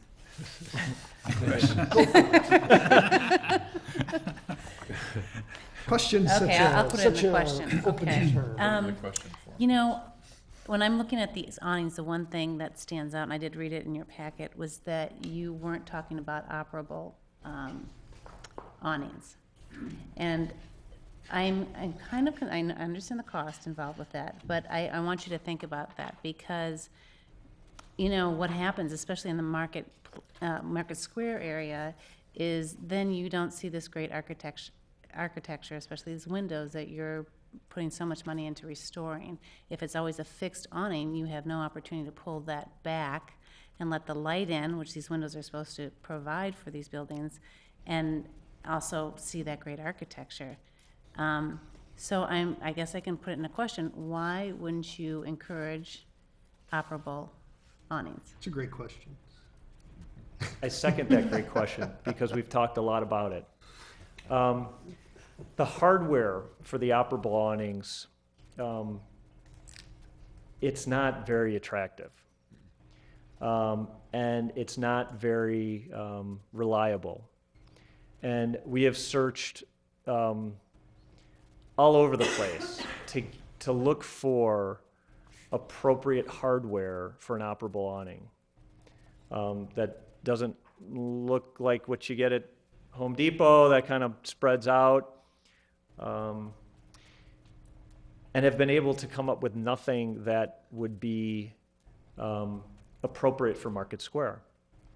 And so our team, and certainly including our client, we talked a lot about that. We talked about nobody gets awnings. We talked about everybody gets an awning. We talked about operable awnings, but these things are breaking, falling apart.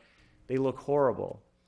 And so we thought a lot about that. Our client's decision is those in Market Square, that if there is an awning, it is fixed.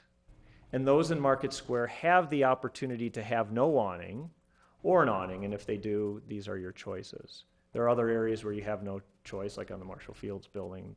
Those are standard. So it came down to there just isn't a good operable awning manufacturer.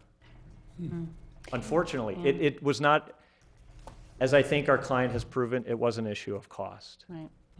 And I think it has to be a matter of priority too. It depends what you're going for. If you're going for showcasing the good architecture, maybe you're not going to notice an operable bracket that's not the quality you're thinking you want. But I think to just put personally, I think just to put a fixed awning there is really doing a disservice to all the work you've done already in Market Square. And, it really does cut down on the light in these buildings. Maybe in the south side, that's not so bad because they get constant sun. But I did notice that. I remember Jolly Good Fellows insisted on having that fixed awning there. And I think that it was less successful. She was concerned that she'd have baked goods in the windows and they would melt. Well, there's no baked goods in the window right now, and it's not letting as much light in there when she possibly could light up her space more. So I don't know. I understand your problem, but I don't know if I'm convinced that's a good reason not to allow operable awnings right now. Can I ask a follow-up question on that? Please. Have you taken a straw poll on the tenants in terms of how they'd self-select around Market Square on no awning versus awning versus type of awning? Because I imagine that, at least on the south-north side, that there won't be any awnings and there'll be a feel for the architecture. I think, to Susan's point, on the south-north side, where Kittles and other things, there tends to be more awnings. But I was just curious, is it going to be a total refresh? Are people psyched to embrace the awning concept? Is it going to be all hooded? Because I think that's that's something that would probably, I think we would react differently based on that optionality and how they'd self-select in. I know Michael asked all the tenants whether they cared if they had awnings or didn't have awnings, and a majority of them were, most of them said it would be fine if we didn't, or if you did. I know some of the newer tenants that are going in, some of the facades do not want the awnings because it takes away from their store front, their light, their street presence. I think if you notice the north-facing facades, there's only a few awnings, or they're almost always put up and never rolled down. The south-facing ones, you do see more, and they're usually in the down position. I know in Northgate, we talked to the jeweler who does actually, in the winter, he has to be careful. If he leaves that one down and snow falls on it, it could fall off. So he has to constantly remember to open and close it. And when the sun does come in, he says it really does tend to heat up the store. I know newer tenants are coming in and making sure from an HVAC standpoint that they've got that covered. Some of the older spaces don't have that, so it's a little bit more critical. I popped up because I've done a lot of research on the operable awning and the historic nature and how to get this on a building. I've done a couple of these. We've run into the same problem. We were working with New York architects who are like, we have these everywhere. We did a lot of research into these companies that make the operable awnings. The hardware that you need to attach to the facade and the bulkiness of them and that the angle they come out is really not very attractive at all. I thought they were going to share with me some great products that we don't have in the Midwest that they might have out east, and I was sorely disappointed. I think the effect of our awnings is we're trying to create an awning that looks like it might be operable by the way the brackets are at an angle, and that it's not a deep overhang, that it's a more slight angle. But I have a feeling you're going to get a mixture of folks who want the awnings. Majority of people that we've been working with do not want the awnings on their store because they think it's better for light and visibility. On the ones that, you know, the clunky products that you're talking about, are they like push button kind of, or are they, I imagine, you know, this little simple, really highly engineered, No, you know, just crank in it's a because hand? of their ability, when they're open, they have to structurally be able to withstand, in the Midwest, snow and rain. And so the arm that goes out is quite heavy, that has to fold up against the wall. So when they're not like just two standards that just go up and down that you're imagining. The operable ones, if you look at the Jewelers, he has an old fashioned version of it, but it's very, very similar. There's a very large headpiece that's about this large, and there's an arm that folds in and folds out. So they don't go down very much, they go kind of straight out. And that big arm has to fold up when not in use. So what you see is this big, heavy, when they're up, you see this big, heavy piece of kind of equipment. As opposed to, it's not an arm that goes like this, it's an arm that does this off of the valance. So if you look at, next time you're out and you look at the Jewelers, you will see that there's multiple eras of awnings that are out there now. Some of them are operable and they don't work anymore. They have an old crank, but the crank is still an arm that came out this way. That those pieces are just a structural support. They're not the actual mechanism to move. And the modern operable ones are all coming off of a valance that's in the body, that like a large handicap actuator that you might see on a door, that really large big box above the door. It looks just like that with the awning off of it, because the arm has to fold up. So I've been on the hunt for years for a really nice, simple, operable awning for some of these historic projects, and in the end, they're just not the way they used to build them, and they can't build them the way they used to build them because they don't meet all the codes that everyone needs for staying up in the Midwest and having to deal with the falling. Have you looked, or have you talked to any of the country club folks? Because I just imagine the clubs in town or on the North Shore that have awnings as part of their historic architecture, the club manager to talk to may, I mean, who knows? It could uncover a supplier or somebody that they've tripped across, because I imagine they have similar challenges. Yes, we have. We do work. We've probably worked on 80% of the clubs in the Chicagoland area sometime in the 20-year history, 25 years. And so we've had these conversations. Typically what the clubs end up doing is they used fixed awning and canvas fabric pieces. We've, like Eileen said, the research we've done has been extensive. We've tapped into our own database of clients, and club managers are one of them.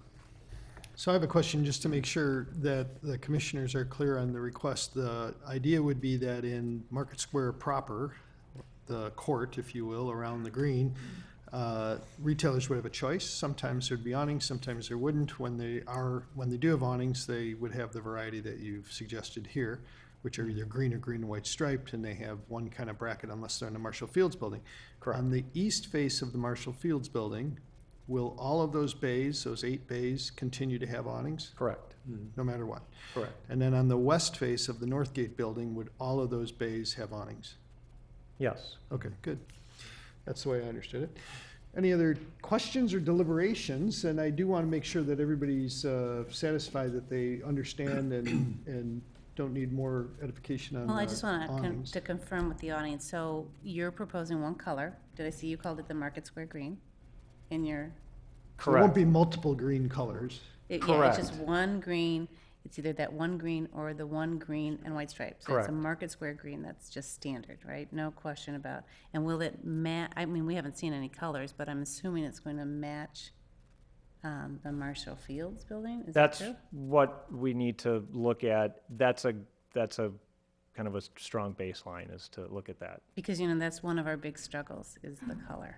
And we've always been saying that, right? We need one consistent color. So I would, let's see if we can figure out how to do this without making them come back with a sample. And maybe we want them to come back with a sample, but I would say that the staff understands how much latitude we would give you. We like what's currently on the Marshall Fields building. We also like a couple other greens that are very similar.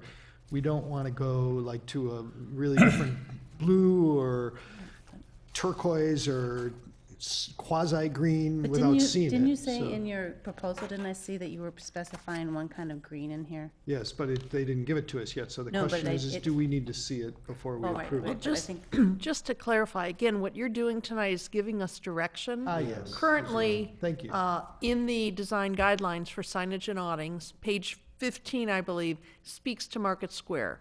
Currently, that language about Market Square does not have any specific language about awnings. So if you like this direction tonight, we will then bring you back modified city guidelines with language added or modified that incorporates these ideas, so that there will be guidelines specific to Market Square along the lines as they're proposing. There would be specific colors that would be identified in those guidelines.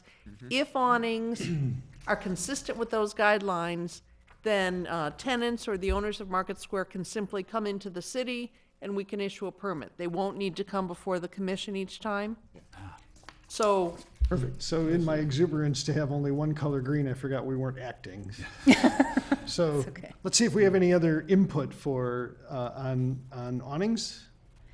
and just to make sure when you're talking about awnings in terms of signage, it's just what we have up there now. It's just on the skirt. That's next. He's gonna Yes, talk but that's next. Oh, so that's the signage. Okay, I'm just trying Correct. to think of everything else with awnings that we're thinking of That'll here. mean there's no scallops possible. Are there scallops? That's a question. Yeah, I mean, it's not, there won't be any possibility of scallops. Well, there's scallops bottom. drawn on this image right here, so let's ask about that. Will the hems be straight or scalloped, or will there be Option. an option for Drawing did we have scallops? scallops on? I think the intent is that they're straight across. All right, thank you. Oh, did you do scallops on the north gate? So they're open on the side, no scallops, No scallops. No scallop. one green Or stripe. or stripe. All right, I would ask you to move on to signage unless there's, and we can always, if someone thinks of something, we can feel free to throw it in, but let's see if we can move the proceedings along. Okay. Yeah.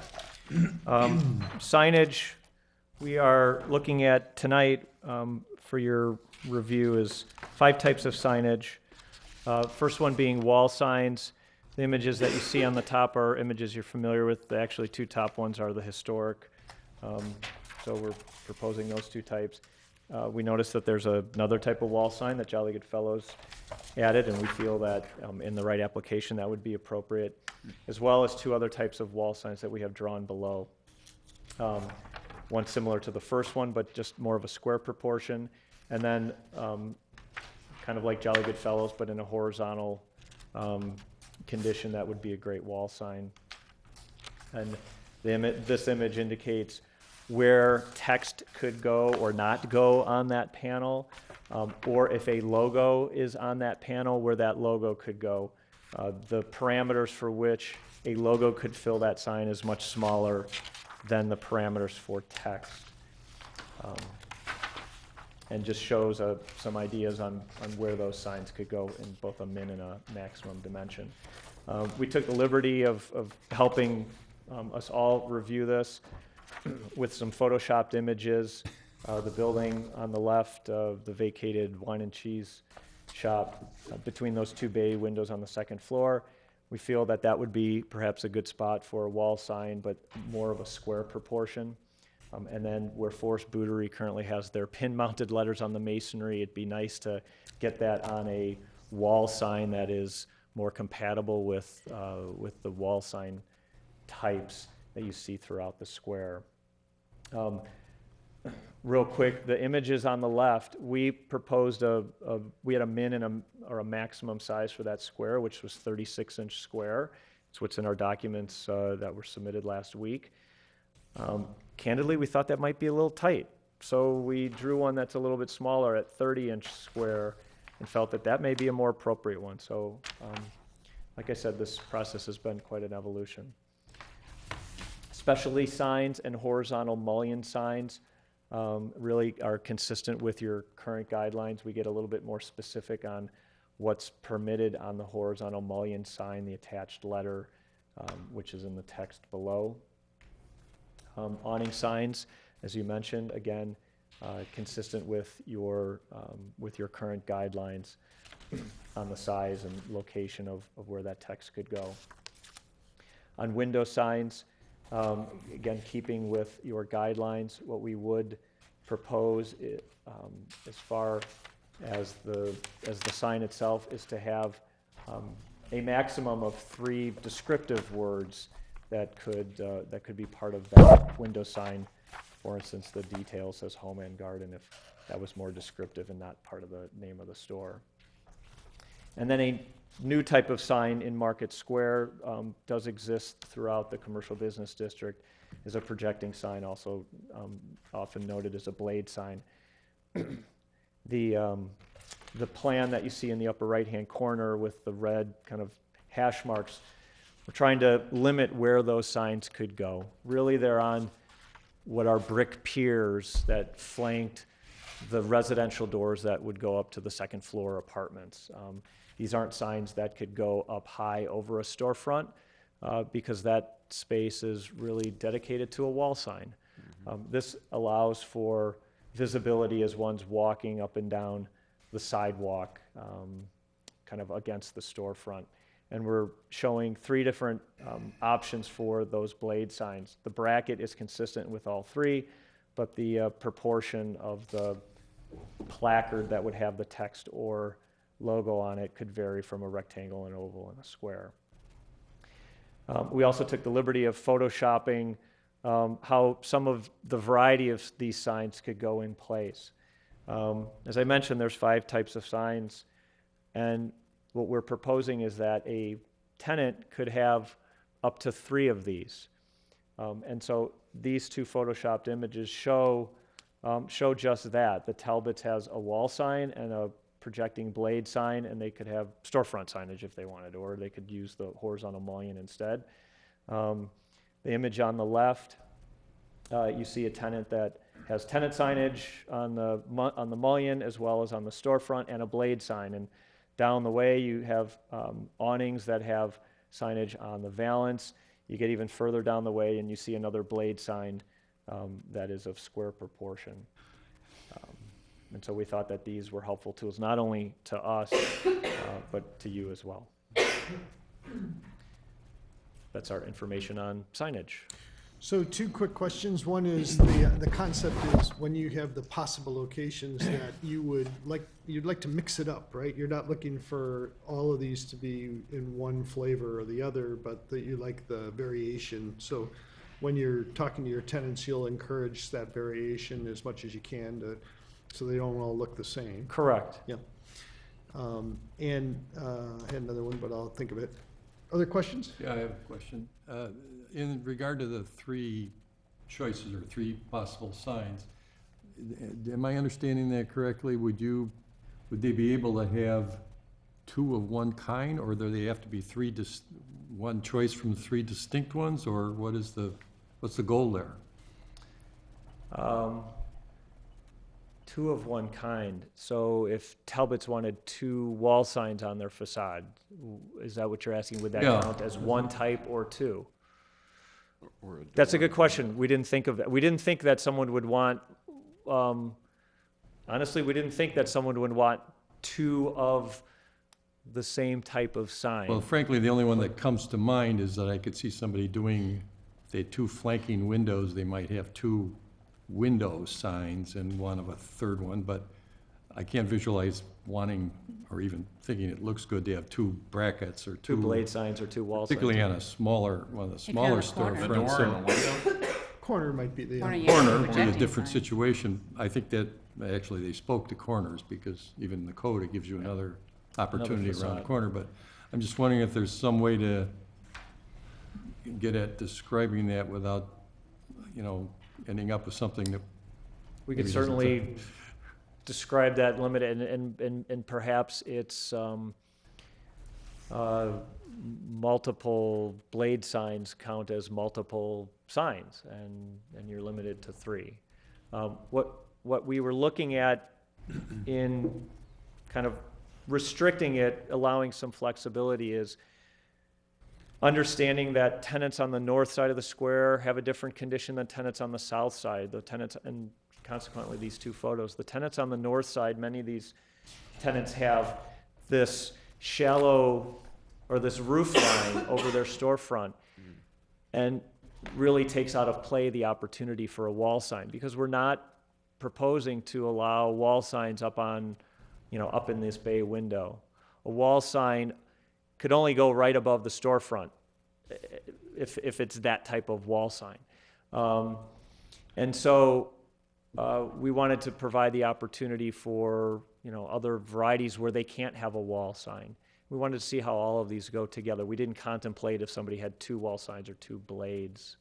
And we also wanted to have the opportunity for a tenant's signage to be seen, especially at this very acute angle, and especially if they don't have a wall sign, if they don't have an awning, to be able to have that sign perpendicular to the storefront. So assuming, Bob's question, assuming they can only have 1 blade sign, is it a max 23? Is that the number of potential blade signs in Market Square and the adjacent? I didn't count up the little red hashes, but it sounds like that's the potential. Because I mean, I think it's interesting. 5 or 10 is charming, Well, 23 yes, is not. It's not so much that's Can I the. just finish my thought? Thanks.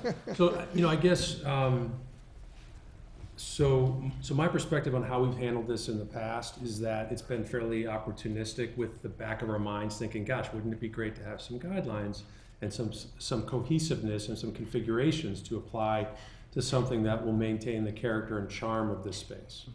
And there's been a couple instances where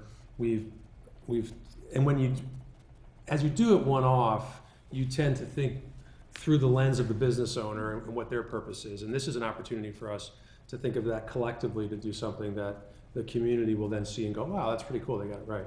And I feel like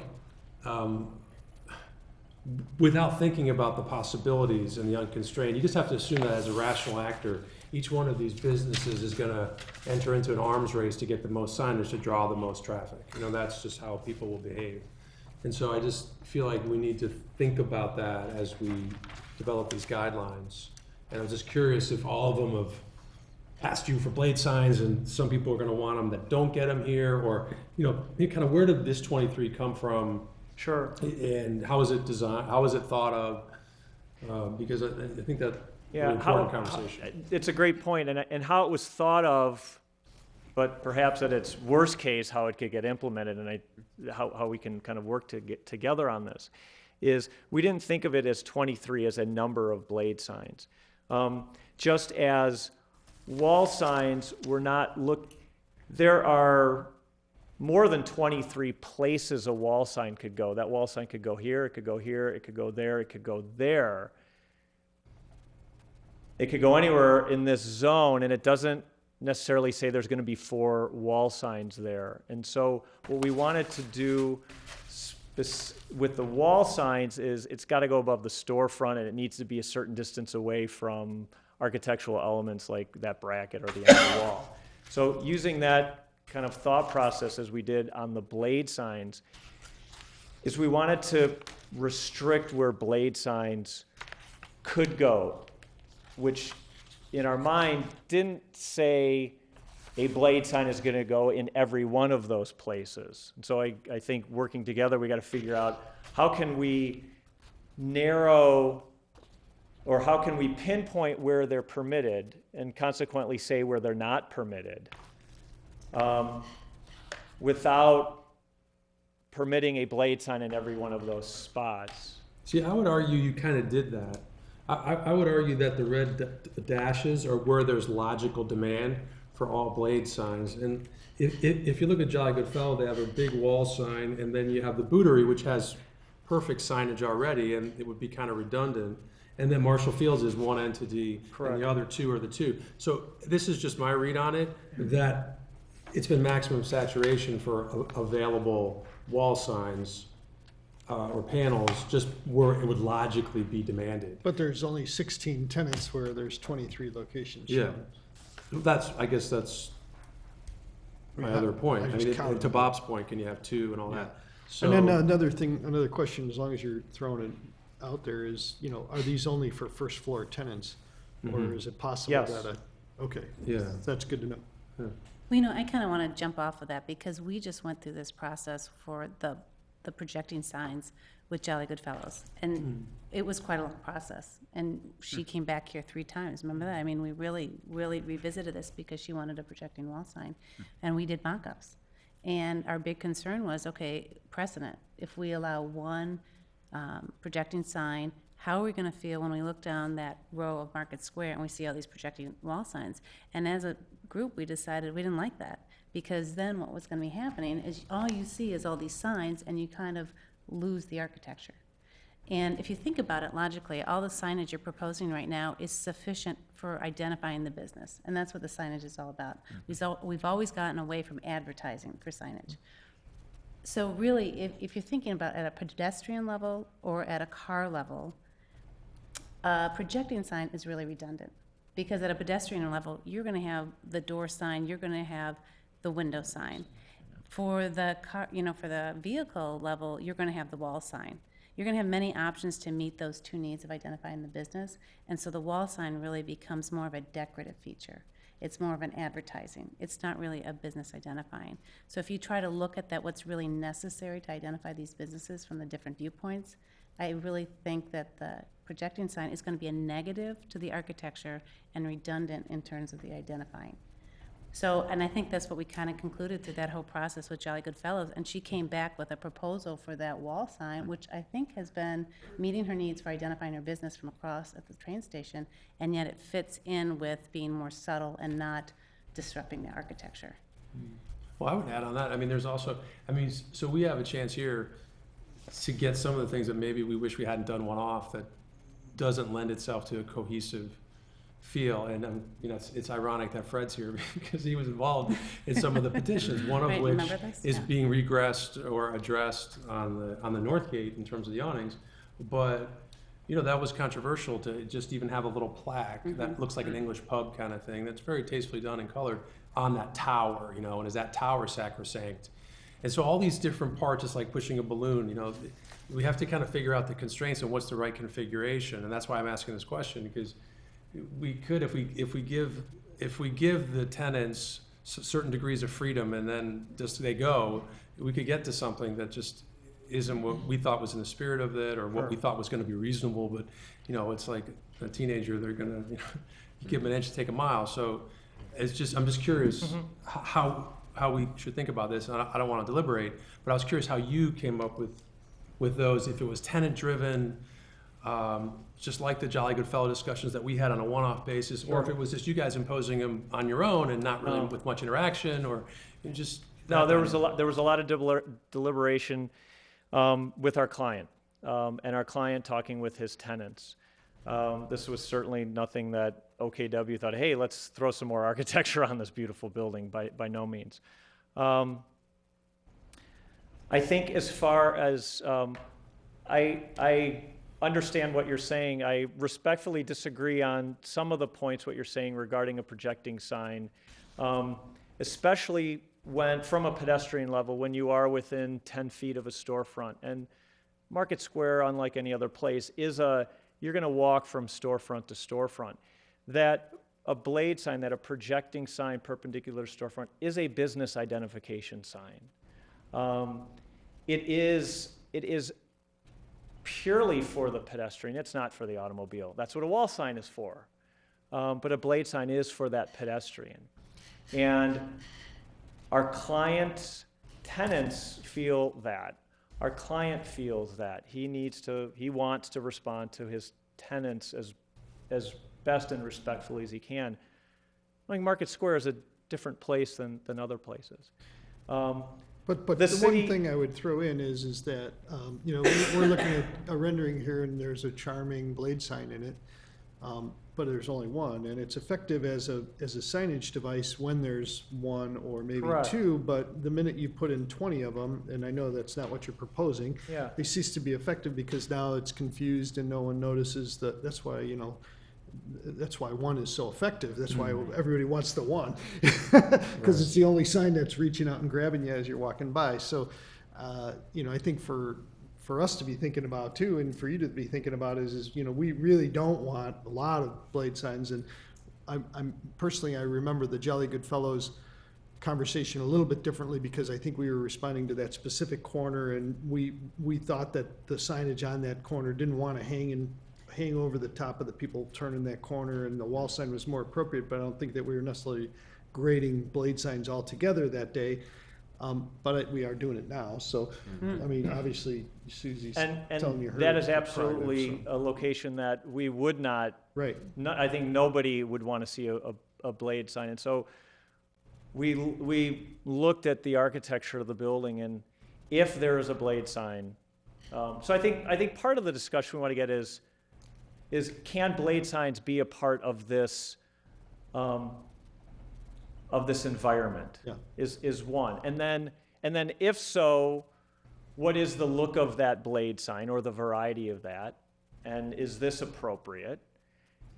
And if so, where can they go?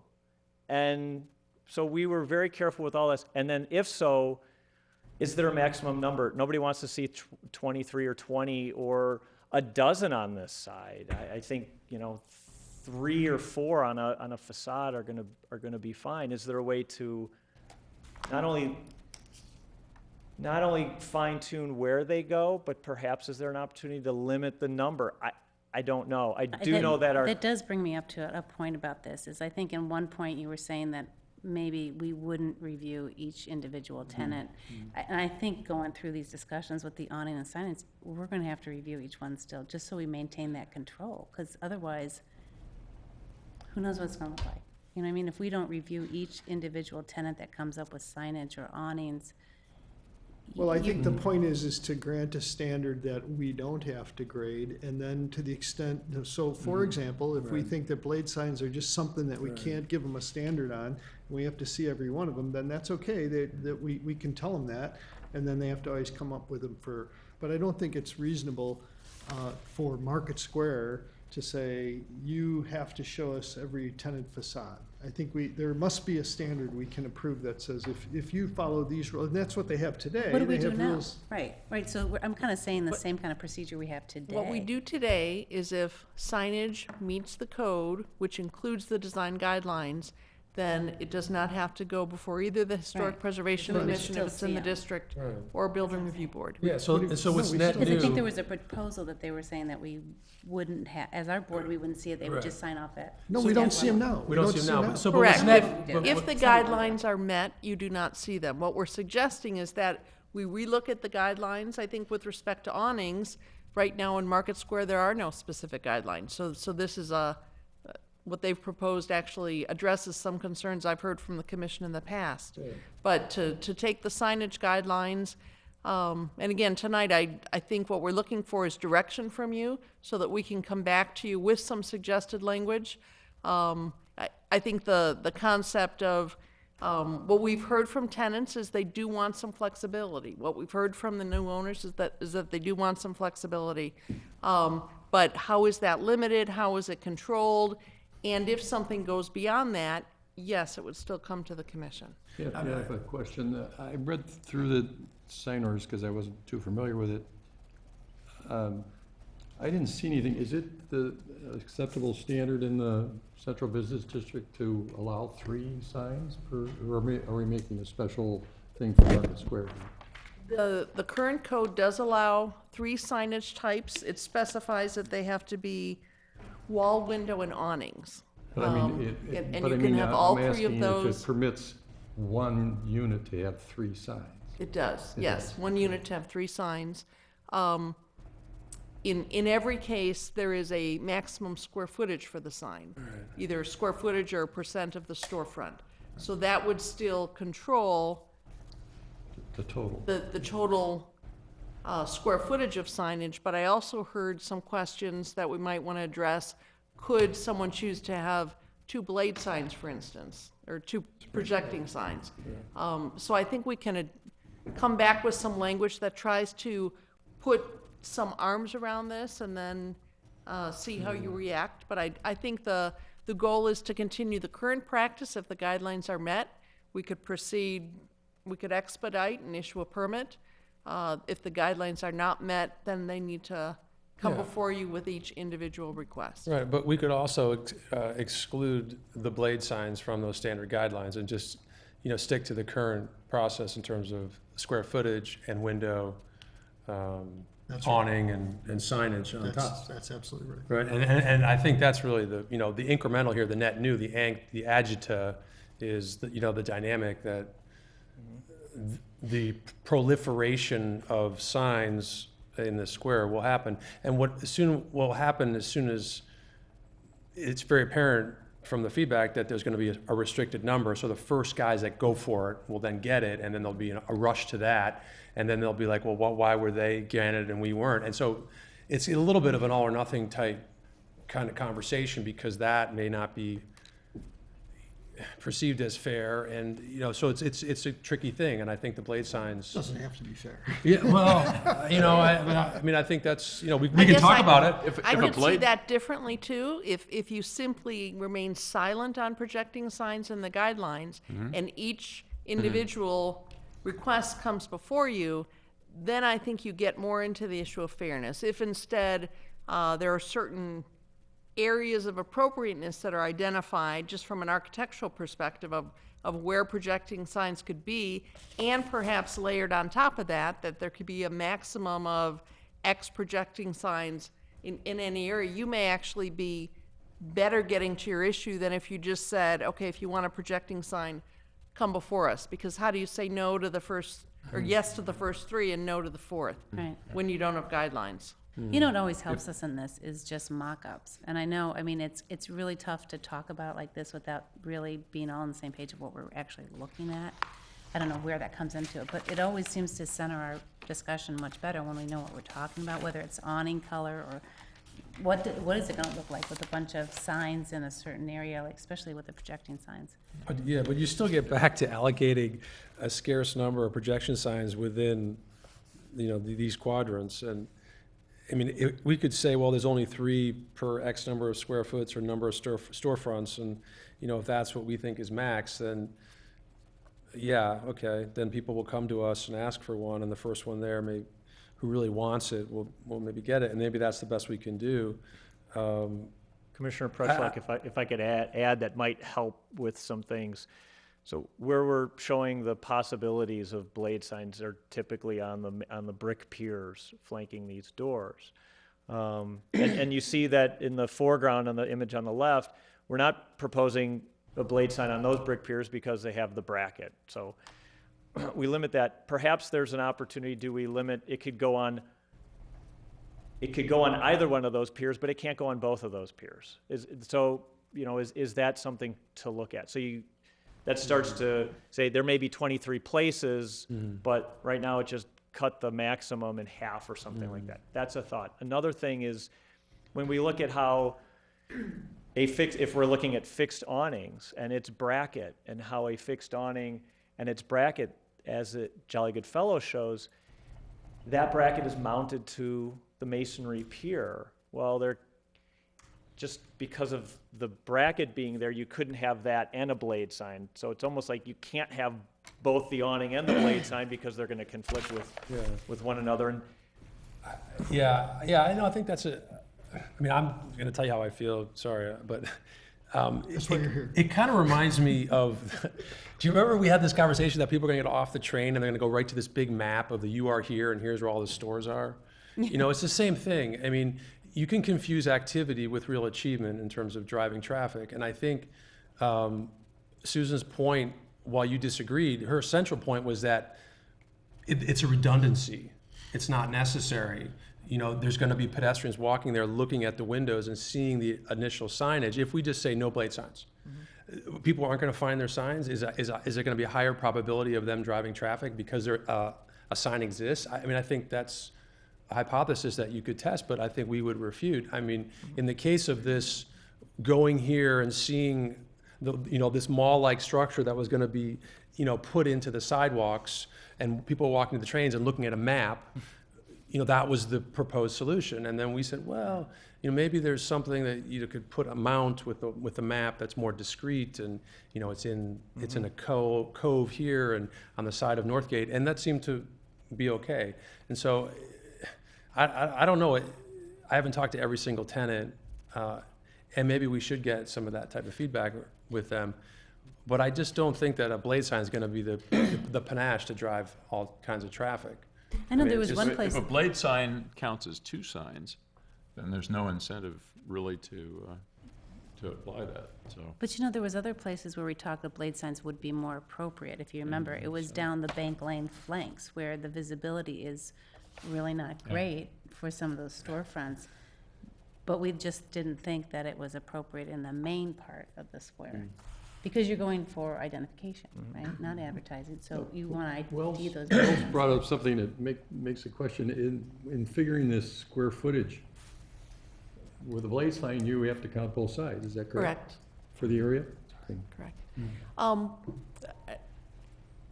Based on something that one of the commissioners said, perhaps we could work with the petitioners to do a mock-up of a blade sign, so we can get a sense of the size, and taking all your comments into account, maybe we work through some language that tries to address the points. Because I don't know that you're going to solve it tonight, No. but I think hearing your comments is very helpful. The one other thing I want to bring up real quick is the Marshall Field sign. I just want to clarify something with you, Kathy. From what I remember, didn't we protect at one point the Marshall Field's brass signs on those pillars? Like, they could not remove those. They could use their own signage, because I know J. Crew does, but those signs, you could not take off those pillars. Those signs are actually specially called out in the guidelines. They're specially recognized. I don't know that there isn't a facade easement or anything that requires those legally to remain, but it was part of the approval of the J. Crew and the Blue Mercury signage that those remain. So it was part of the approval. Because I think I remember that conversation, that they were historically significant, and that's why we requested they leave them there. Okay. So let's just see, has everybody gotten their 2 cents in before we depart and let them digest? Any other comments on signage? I'll give the public an opportunity to see if there's any comments, since you've been so kind to sit through. Fred, you good? All right. I'll just ask, any other comments on other types of signs? So wall signs, window signs. I did have one thought when you were showing the awnings. I noticed that on some awnings you have addresses, some doors you have addresses. Addresses are displayed in different ways. You might think about a standard way to do addresses. I'm not sure anybody really When that's looks on an required by awning. the fire department doing That's a that question. I don't know the answer to that, but it's, but you see it's on the J. Crew sign, but not on the Lake Forest Jewelers sign. It's on the bottom of the door in bright red, bright yellow or white letters, and then it's on the next door somehow in different kind of letters. So I bet the fire department can find most of these places, but, I guess the question is in your travels, you might consider how you do address signs. In my business, we consider the address only important to the mailman. He's the only guy that's really looking for the address. Everybody else is looking for the name of the tenant, and the fire department almost always knows how to get there. But I wouldn't talk for him, But it's There something to are think about. requirements, but we'll clarify that for your next meeting. But it would be. I think the one that made me think of it is seeing it on the corner of the awning. It seemed like an odd spot for it myself. But any other signage comments? Kathy, you got all your. Oh, can I ask you real quick? This is another thing I just thought. Just to review our guidelines real quick, we never allowed logos on signage, did we? How did that work? We do. We did, okay. The logo, I think, cannot be more than 15% of the sign. A graphic, it's called a graphic image. I think what is proposed here is that there might be some instances where a graphic is used in place of the name of a business. And I can think of one in particular that the image is used quite often. Kind of a departure from what we've done before, right? I think the requirement is if a logo is used, it has to be reviewed.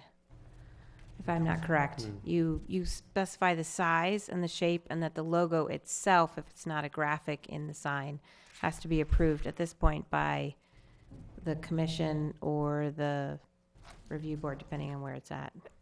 It depends on Depends on the, how it fits in with all the rest of the guidelines. There's But we already can a- also clarify that. Limited number of colors and everything. like There is a that's limit on the already- number of colors, yes. Is everyone comfortable with the above door signs? I mean, the one where the old wine and cheese, can you go back to that image? I think that's the one we're talking about with the logo on it, Yeah. right? I mean, this is our chance to weigh in on guidelines, and I feel like, the Jolly Good Fellow petition was a good one. Fred's comments on that around the tower and the architecture and the purity of it. I saw this and I was kind of like, my Yeah. first reaction was, I mean, maybe that's not, so maybe it would be better integrated and it would be above glass and it would be lower and it would be nicer. I mean, I think we probably need to give a little guidance on that. I think in the interior of the Market Square, there's some above, kind of window signs that are lovely and integrated, and Jay McLaughlin and others.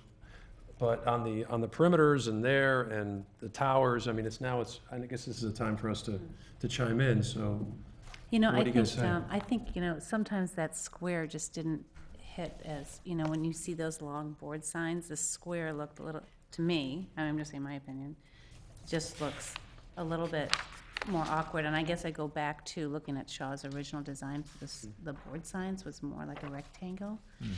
And then in terms of that logo above the door, I mean, maybe it would be more effective actually just to have the text Starbucks in like along there instead of a big old logo, because that is a huge departure for us to have the logo as a sign above that. Is that the kind of thing you're looking for? yeah, I think. I mean, Yeah, I don't know. It is green. What do you- It is green, though. it is green, but What do you think? it's a departure for us. Because we're not advertising, we're identifying, right? Yeah, that's. That's always been our guideline, so, Yeah.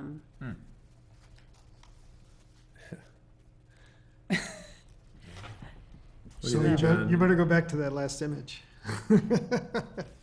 Well, I wanted to show this image because it shows all the wall signs, the historic ones, Yeah. right, right. Yeah. with either all green or with the white background, and then the one I, that. I don't think there's any controversy about the top two for sure. Okay. We approved the bottom one. I'm not sure there's any controversy or not about it, but So was like- I this guess one the actually would feedback- not, this one wouldn't fit the standard today because it still has the third color, or the fourth color, I guess it is. So this would be subject to another, or not another approval, but if it had come up today, it would be reviewed again. This one here, I think your comments about the size of the square were appropriate. I think you're crowding the two bays with the size of that square. It's a challenging place to put a sign because you're trying to preserve that transom glass, which I think is a great architectural feature. And so I'm kind of torn on this one because I wouldn't want to see you take the top of that doorway instead of that wall, although it kind of is, it's not the most, I'm not sure it's the most resolved composition I've ever seen, but I'm not sure if I have a strong sense of one way Where or we another. came up with this is on South Market Square, on the Yeah. north facade of South Market Square, above one of the more decorated doors to the residential units with brackets, is a square, albeit I think it's in stone, Yeah. and much more detailed, but of that proportion, an honor to Howard Van Dorenshaw. The And- funny thing about this is the logo is not offending me at all. I can't even see the logo. I'm just reacting to the square above a square in between two bays, and it's kind of a Okay. weird composition, but So does an archway, I don't know if there's enough room in that image. It doesn't look like it on our projector here. It looks like you could do an archway with the logo, like half a circle or some kind of archway. Well, Without even a putting- square. And even putting the text underneath those prismatic windows might be, don't some buildings, some of the Market Square buildings do that, and the banding there, right?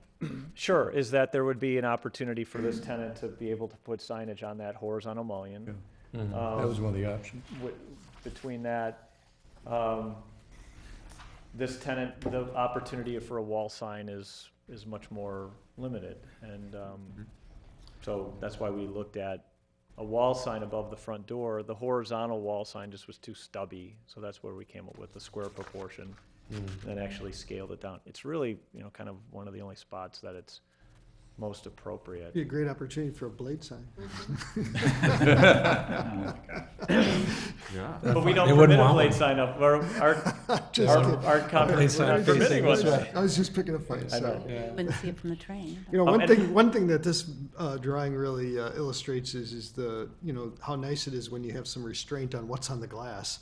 Because here you've got all these things on the glass and they're not very nice. We actually do have limitations, and currently there are some Yeah. violations in Market Square. We're trying to work on those. Yeah. But we've heard a But lot that's not about the that. proposed signage plan for that space no, in it's its entirety, right? So it's hard for us to. Correct. I It's mean- hard for us to react to it. I'm just saying, Yeah. Well, Kathy, you bring up a good point too, is enforcement, because I have noticed, things creep up and it does begin to look a little messy. We are aware of that. We knew this signage was coming forward, but there are absolutely some stores in Market Square that are out of compliance right now. And we are working on that. Well, I tell you what, everybody's got Kathy's email, so to the extent you have further comments, you want to, think about it over the course of the next days, send her notes, commissioners, and she'll share them with the petitioners, and obviously folks at home, same thing. We welcome those comments who are interested in seeing how the general public feels about this. This is one of the most public spaces we have, so those are always helpful when the staff is trying to craft the language. I do think that it's great that you're going to the effort to clean the standard up, and to the extent that, we can give you latitude, we like to do that, but we also, right now, the standard's not particularly strong for us, so I think it's a great step forward for the protection of the asset and for the community, so again, applaud you for that. We are going to ask for a motion on awnings, I believe. So let me refresh everyone. Does anyone have any comments, questions on awnings? I don't think for we're that? gonna do, we're not gonna. No, it's no still motion. directional, yeah. Right? No, there isn't, I thought. No motion. No, it's just You direction. you made a motion on the North Court Alley. But, okay. So that It's was just your get- only it's- I'm just certificate of getting late in appropriate. my term and getting forgetful. It's the Alzheimer's is kicking in. This direction is what we wanted on Yeah. both the awnings and the signage, and we will Yeah. work to bring you some language based on your comments and any further comments you get us. Kathy, in the past, just this is an idea to throw out there, I think we've done like workshops in the past, where we've had an issue and we've had to go through it and, like a field trip or a subcommittee with looking at mock-ups, maybe it's good to go on site as a group and just look at those mock-ups together and discuss them there. I don't know, it's just an idea. We can certainly Yeah. talk with the chairman and pull all of you and see if there's a time when. Also, I we can would do not that. discourage you from incremental advancement. So if you get through this, you digest what happened here tonight, and you say, hey, I think we can clean up 90% of the signage standard, we can clean up the awning standard, we can address but we just aren't quite there yet on 1 or 2 or 3 items, it's okay for us to get some of the stuff off the agenda and then have, further field trips. I'm sure you'll be back before us with other things to talk about, so. I think I'm going to call a question on this, if that's okay with you, unless you have anything else for us. The only question I had was curious as to your thoughts on kind of a wall sign in place of the forest missing the bee ootery right now that's pin mounted on the masonry. We thought we could clean elements like that up, and it's under the 2 arcades where you have masonry walls. So the opportunities for the traditional wall sign that goes above the storefront, that's not appropriate. An awning's not going to go there. A blade sign or any type of projecting sign's not appropriate. tenants have just kind of put their wall signs up. Sure. So we talked with the city on this, and can we clean that up? And we came up with something that, not unlike Jolly Good Fellows, thought might be appropriate. Do you feel similar?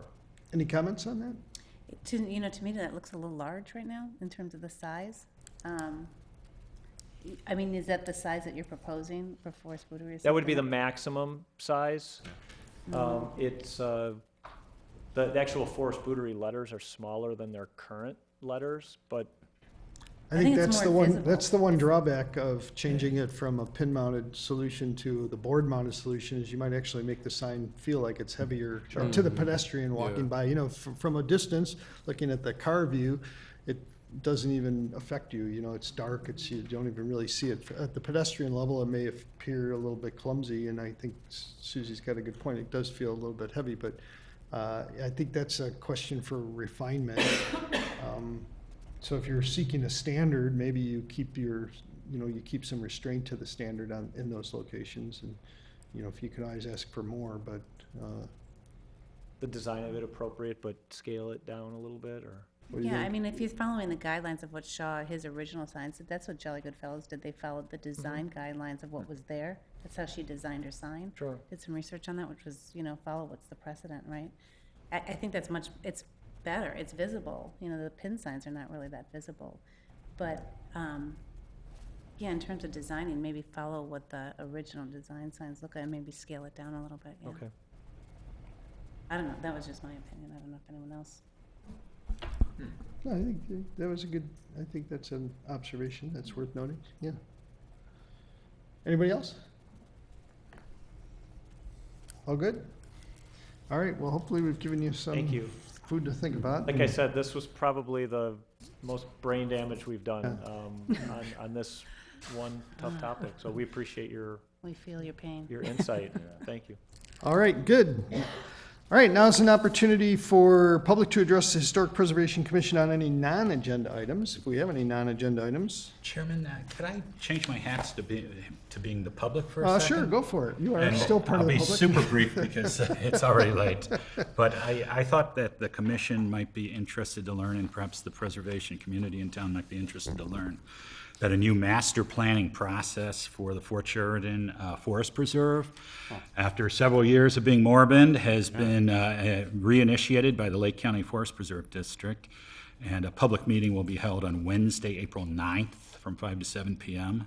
at the Midwest Young Artists Center at 878 Leicester Road over in the town of Fort Sheridan.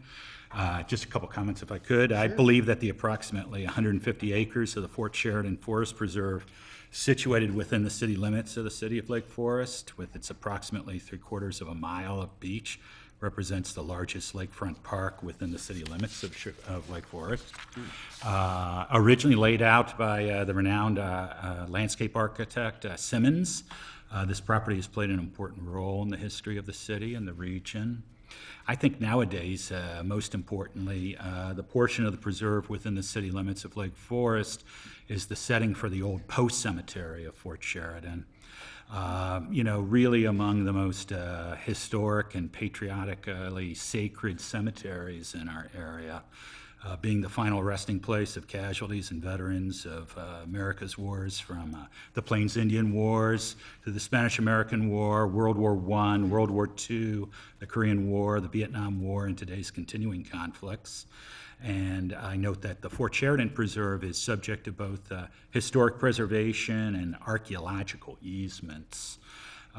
So I bring this master planning process for historically important Fort Sheridan to your attention. Great, well, I appreciate that. And would you repeat the date and time of that? Yes, first? the date and time. So the meeting on the master plan will be held on a Wednesday. Let me double check because there was originally a mistake. Wednesday, April 9th, from 5 to 7 p.m. at the Midwest Young Artists Center at 878 Leicester Road, and that's in the town of Fort Sheridan. Got it. All right, well, thank you very much for that. Any other, Kathy, is that being, who's driving that process, and is that anything that we're gonna be involved in? There certainly have been conversations with the Forest Preserve in the city, much along the lines of keeping the city informed on what's going on. As Commissioner Travers said, the greater part of Fort Sheridan of that preserve is not in the city limits, but there are conversations. You know, Kathy, could I, and I don't mean to correct you, but I believe actually when you look at Lake County Forest Preserve, right, the land they own, really the larger amount of that, of the Fort Sheridan Preserve is actually within the city limits of Lake Forest, and I'd be, I mean, offline we can review that. I can certainly provide you with a map of the city limits. Sure. Do we have any control over that, or do we review that, or how does that work?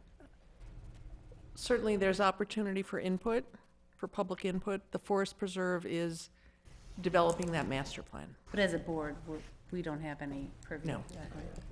Okay. Not unless you chose to, in some Join the way, board. designate it, for example.